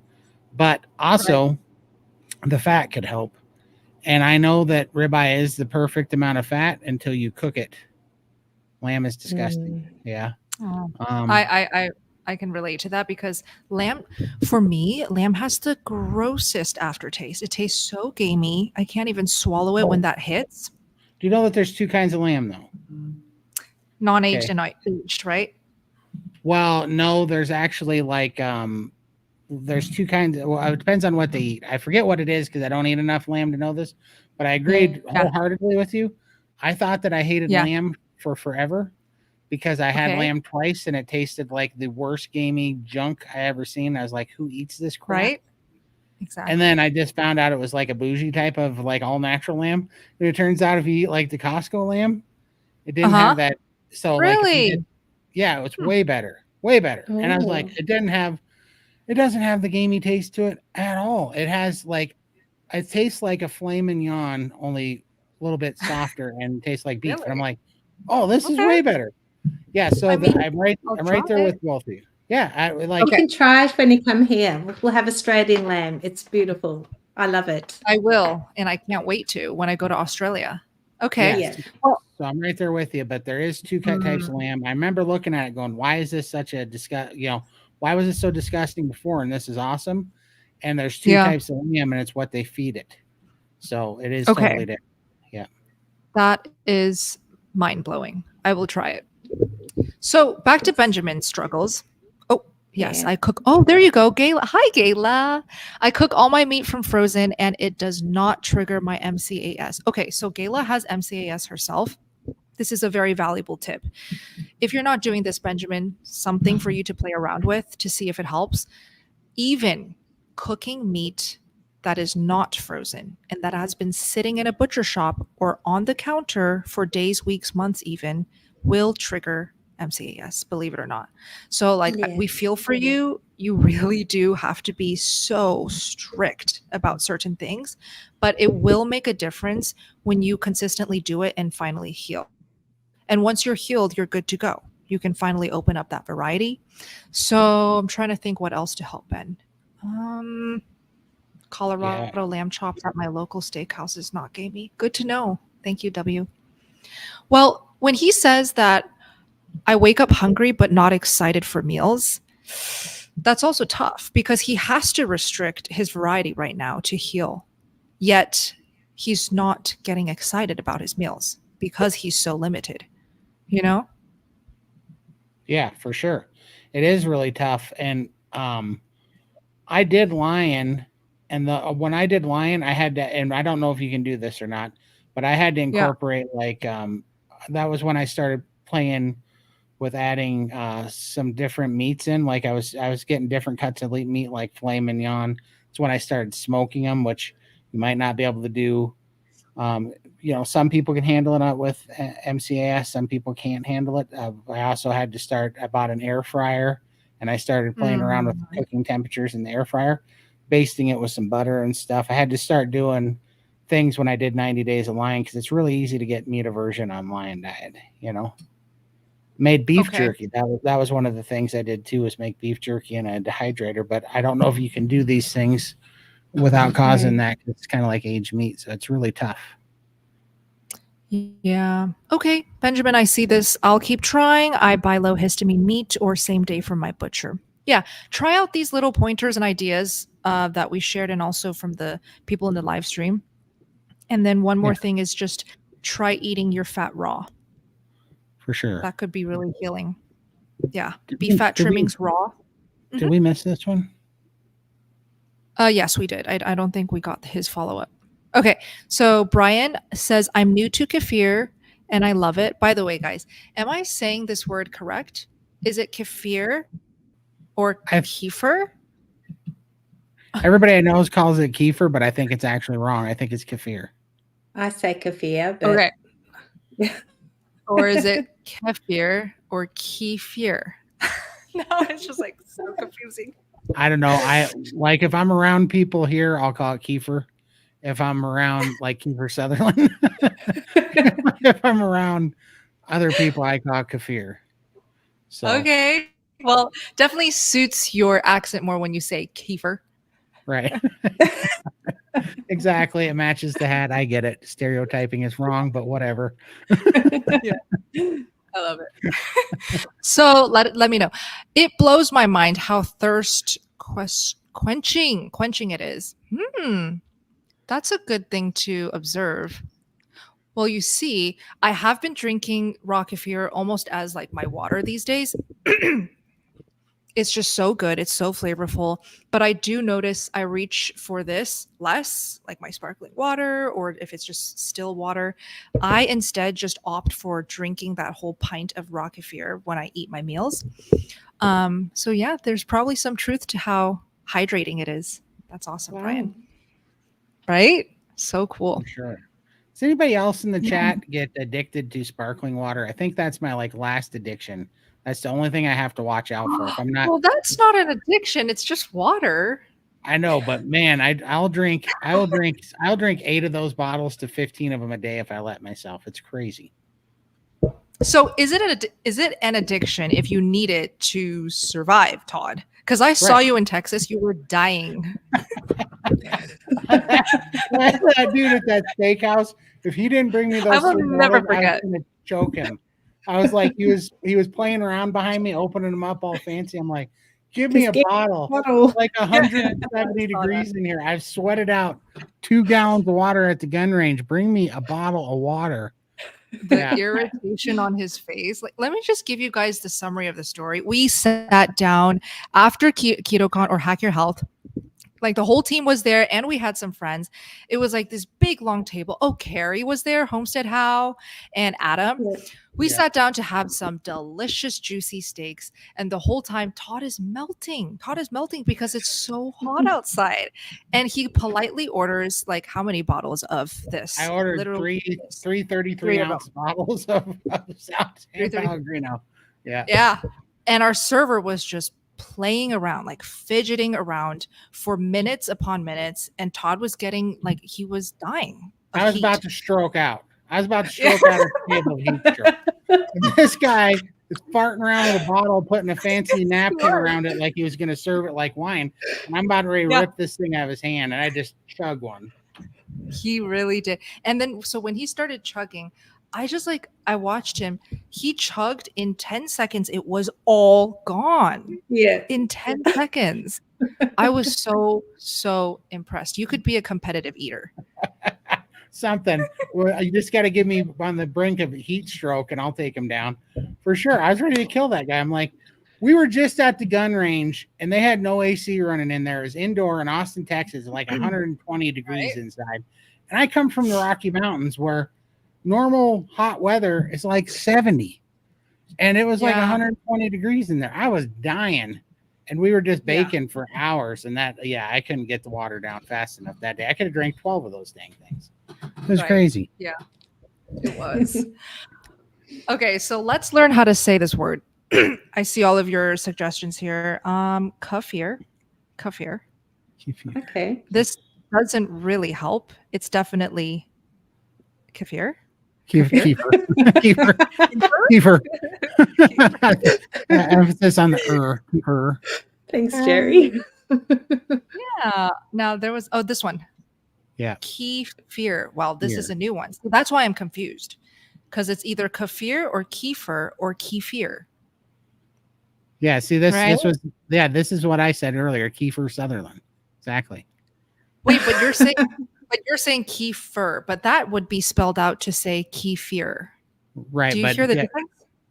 I do hear the difference, but the funny thing is I see that he's spelling it kefir, but I call the actor Kiefer Sutherland. That's why I'm laughing. I don't call him Kiefer Sutherland. Yeah, Is what I was saying. Shoot. Okay, so maybe I'm reading it wrong. Okay, well, there we go. Benjamin says it's kefir. That makes We sense. could ask Google. Google might tell us. You have to have that translation. Yeah, we could. We could. Kefir. Yeah. Uh-huh. Kefir. Okay. Interesting. Keef for short. Anyways, thank you guys for helping. I think I'm going to go with kefir. Kefir. Yeah. Okay. Yeah, I saw that Sherry is watching on her TV. I can't find her message, but love you, Sherry. She had such a beautiful share in our NSV party earlier in the gang. And everyone who's watching who has been subscribed for a while, thank you so much. I really love you guys. I would not be here continuing to make carnivore content, pumping out the videos if it were not for your support. So I see you, I love you, and I thank you. And also, you should subscribe to Todd's channel and Lindy's channel because they are phenomenal, beautiful carnivores. They have so much to share as well. Thanks so much. You know what we should do too is they don't know about Hack Your Health. Oh, yeah. We should talk about that a little bit.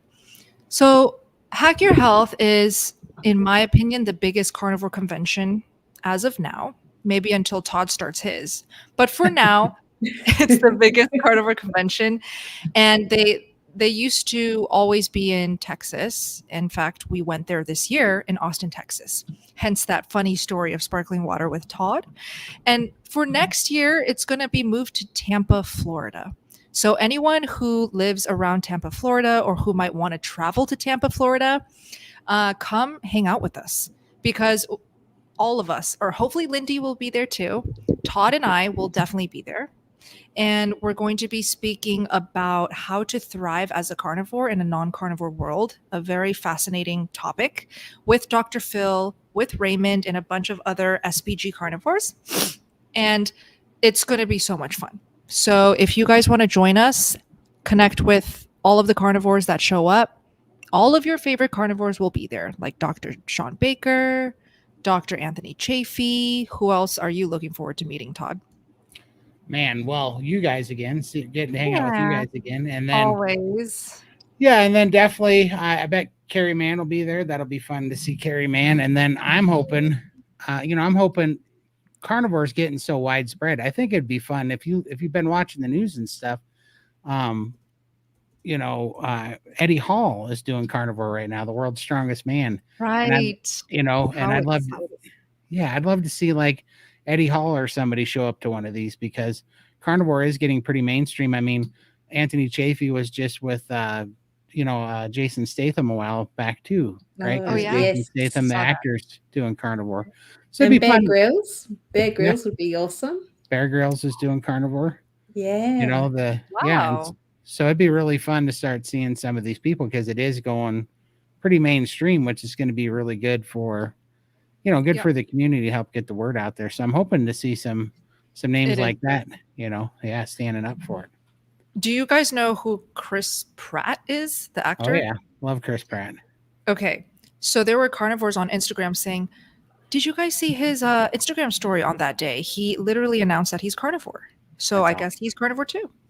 That's awesome. Oh. He's super good, dude. He's in Guardian of the Galaxies and all that. That's awesome. Yeah. Don't know. Oh, you don't know him? If You should I just saw watch his Guardians face, I might. I don't know names. Yeah. Right. If I You'll might probably recognize him. Yeah. Yeah, exactly. Awesome. That's awesome. Yeah. But is the carnivore code still good for $100 off? It sure is. Yeah, so I put it in the chat for everyone watching the playback as well. I hope the links are clickable in playback form. Are they? They're Live chat not. replay? They're not, unfortunately, but they will be. But it's we put it. Did we put it in the description, or we can put it in the description of the playback? We can always edit after the live stream ends and just pop it in there. Then I'll put a note. I'll make sure to do that. Okay. And then we did link that. Okay, cool. What else? I mean, we can go back to answering questions, but I don't really feel like it. Right. I really, really want to keep helping you guys, but we're going to do this every single week. So I kind of want to unwind, if that's okay with everyone. Absolutely. Well, yeah. Yes, it is $199 for 3 days. And I think if you do get that early bird price, Magic Moon, it is going to be the cheapest it will ever be. So if you guys are sure about going there, get the tickets now, because the prices go up a lot by every single month. So I don't want you guys to regret it, and just get that early bird price. Do you anticipate that we'll be doing an SBG meetup again? Absolutely. Yeah, that's the plan. Yeah. So that's another reason to combo it if you want to meet the SBG gang too. Because in Texas we had a what was that place called? Was that Fogo that we went to? We decided on Fogo de Chao, but we can definitely try a different Brazilian steakhouse maybe. I think there's Texas de Brazil. I don't know if they have it in Florida, but yeah, I'll definitely do a in-person meetup, like a lunch or a dinner, whatever is convenient, and then we can all continue to hang out more in Tampa, Florida. Yeah. That's awesome. Well, Todd and Lindy, anything else you guys wanted to chat about or announce, share? Well, I would like people that so me and Chad are doing a call in SBG on Saturdays called Iron Sharpens Iron, and we're doing a live stream called Iron Sharpens Iron 2 on our YouTube channels to help men with mental health issues, and because me and Chad both cleared up some mental health issues with carnivore. And we noticed, I was surprised, that I did carnivore for weight and the mental health. I didn't have any idea that it had anything to do with diet. And it cleared up. It was the best side effect of carnivore was clearing up depression, anxiety. Chad cleared up PTSD with carnivore. And so we do a live stream to help reach people, but we're trying to bring people into SBG so that we can have a call. And the reason why I'm doing that is I've been doing YouTube now for going on 14 months, I guess, and people have been reaching out to me and we've been talking. But the problem is when I talk to people on Instagram and stuff one-on-one, they always fall off carnivore because they don't have a community. So I can only talk to them for like an hour a week, one-on-one, and then they have to go deal with the rest of the world that tells them that everything I told them was wrong. Right. And they're, going to have high cholesterol and have a heart attack. So we decided to move this into SBG because then you have a community there where they can help you with the carb addiction and the cravings, and you can go meet the rest of the team, and you have a whole support network there to actually get you to the point where you can get relief from mental health issues. So that's what we're trying to bring awareness and make it more of a men's chat. So anyhow, we're trying to represent the dudes. So. We are. No, yes, we are, because with the gentlemen in the carnivore community, they're not going to be the first one to talk about their struggles or the mental health issues or what they need help on. They're not going to be the first one to reach out for the help.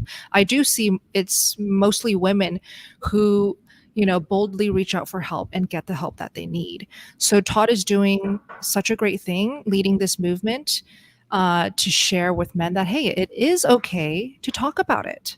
In fact, you're probably going to heal way faster when you do. Well, for sure. And I mean, it's so obvious to me now. It was shocking to me. One, it was shocking. So I assumed that I had suicidal depression, anxiety because I was sick and my diet was poor. Not that it was because of the diet, but because of the poor health from my diet, I thought was why I was depressed and full of anxiety and things. But my depression, anxiety went away before my body healed, even because it was hormone imbalance from not having, from eating a low fat diet and from having insulin resistance and metabolic disease and all those things. But what was crazy is, I started doing this because I was 700 pounds. I had to lose weight. I thought that my outreach was going to be for people that were my size. And, I thought, people are going to be impressed that this thing freed me and I lost 300 pounds. Well, kind of what most of the men are calling me, about 80% of the people that talk to me, it isn't about the weight loss. It's about the mental health. They're like, how'd you fix depression? How'd you fix anxiety?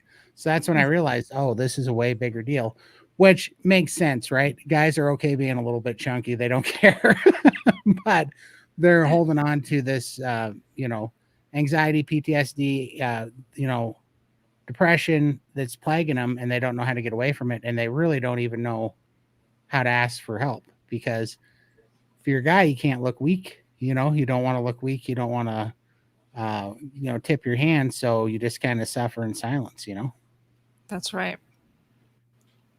Yeah. I love everything you're doing, Todd. Lindy, did you want to share anything or plug anything? I do have a live stream tomorrow with Midlife Carnivore Lynn, and we're doing a fitness challenge. We've been doing that since we returned from Texas. So every month we do something new, and we're doing just sort of isometric exercises, a bit of walking, things that, just the everyday person, not the gym junkie, because that's not where I'm at the moment and won't be for a long time, but we just sort of concentrate on doing gentle movement and, just keeping consistent with our movement and doing it in a safe manner. So we just got a live stream as a bit of an update tomorrow, and we're starting our next month exercises as well. So tune in if you want to hear what we have planned for October. What a wonderful movement you're leading to, Lindy. So I have linked both Todd and Lindy's socials, including their YouTube channels, down below in the description box. Okay, so if you're watching the playback as well, just click that open. Go ahead and subscribe to their channels. Awesome. So I do see everyone's heading to bed as well. We should also unwind and get a good night's sleep. Thank you, Annabella, for joining us. I see our friend Carnivore Odyssey is here. Hi, That's Carnivore awesome. Odyssey. She Hi, says, hey, Bella, Marlon. Todd, and Lindy, love you. Thank you so much. Had a great time watching the stream. Very happy you guys enjoyed it. Okay. So happy. Then, yeah, we're so happy. I guess we'll see you all next week. Todd and I will figure out the new time just to test the waters a bit. We're still in the new phase, and I do like experimenting to see what works for everybody. So it will be posted, I would say, like in the next 2-3 days, For sure. right? Yep, for So sure. you guys can go ahead and double check and RSVP. Same spot. Perfect. Awesome. Yay. Love you guys. We're going to Love you. end the live stream now. Thank you so much. Thank you for all the Bye. support. Have a beautiful night. Have a great weekend. We'll see you guys. Night. Night.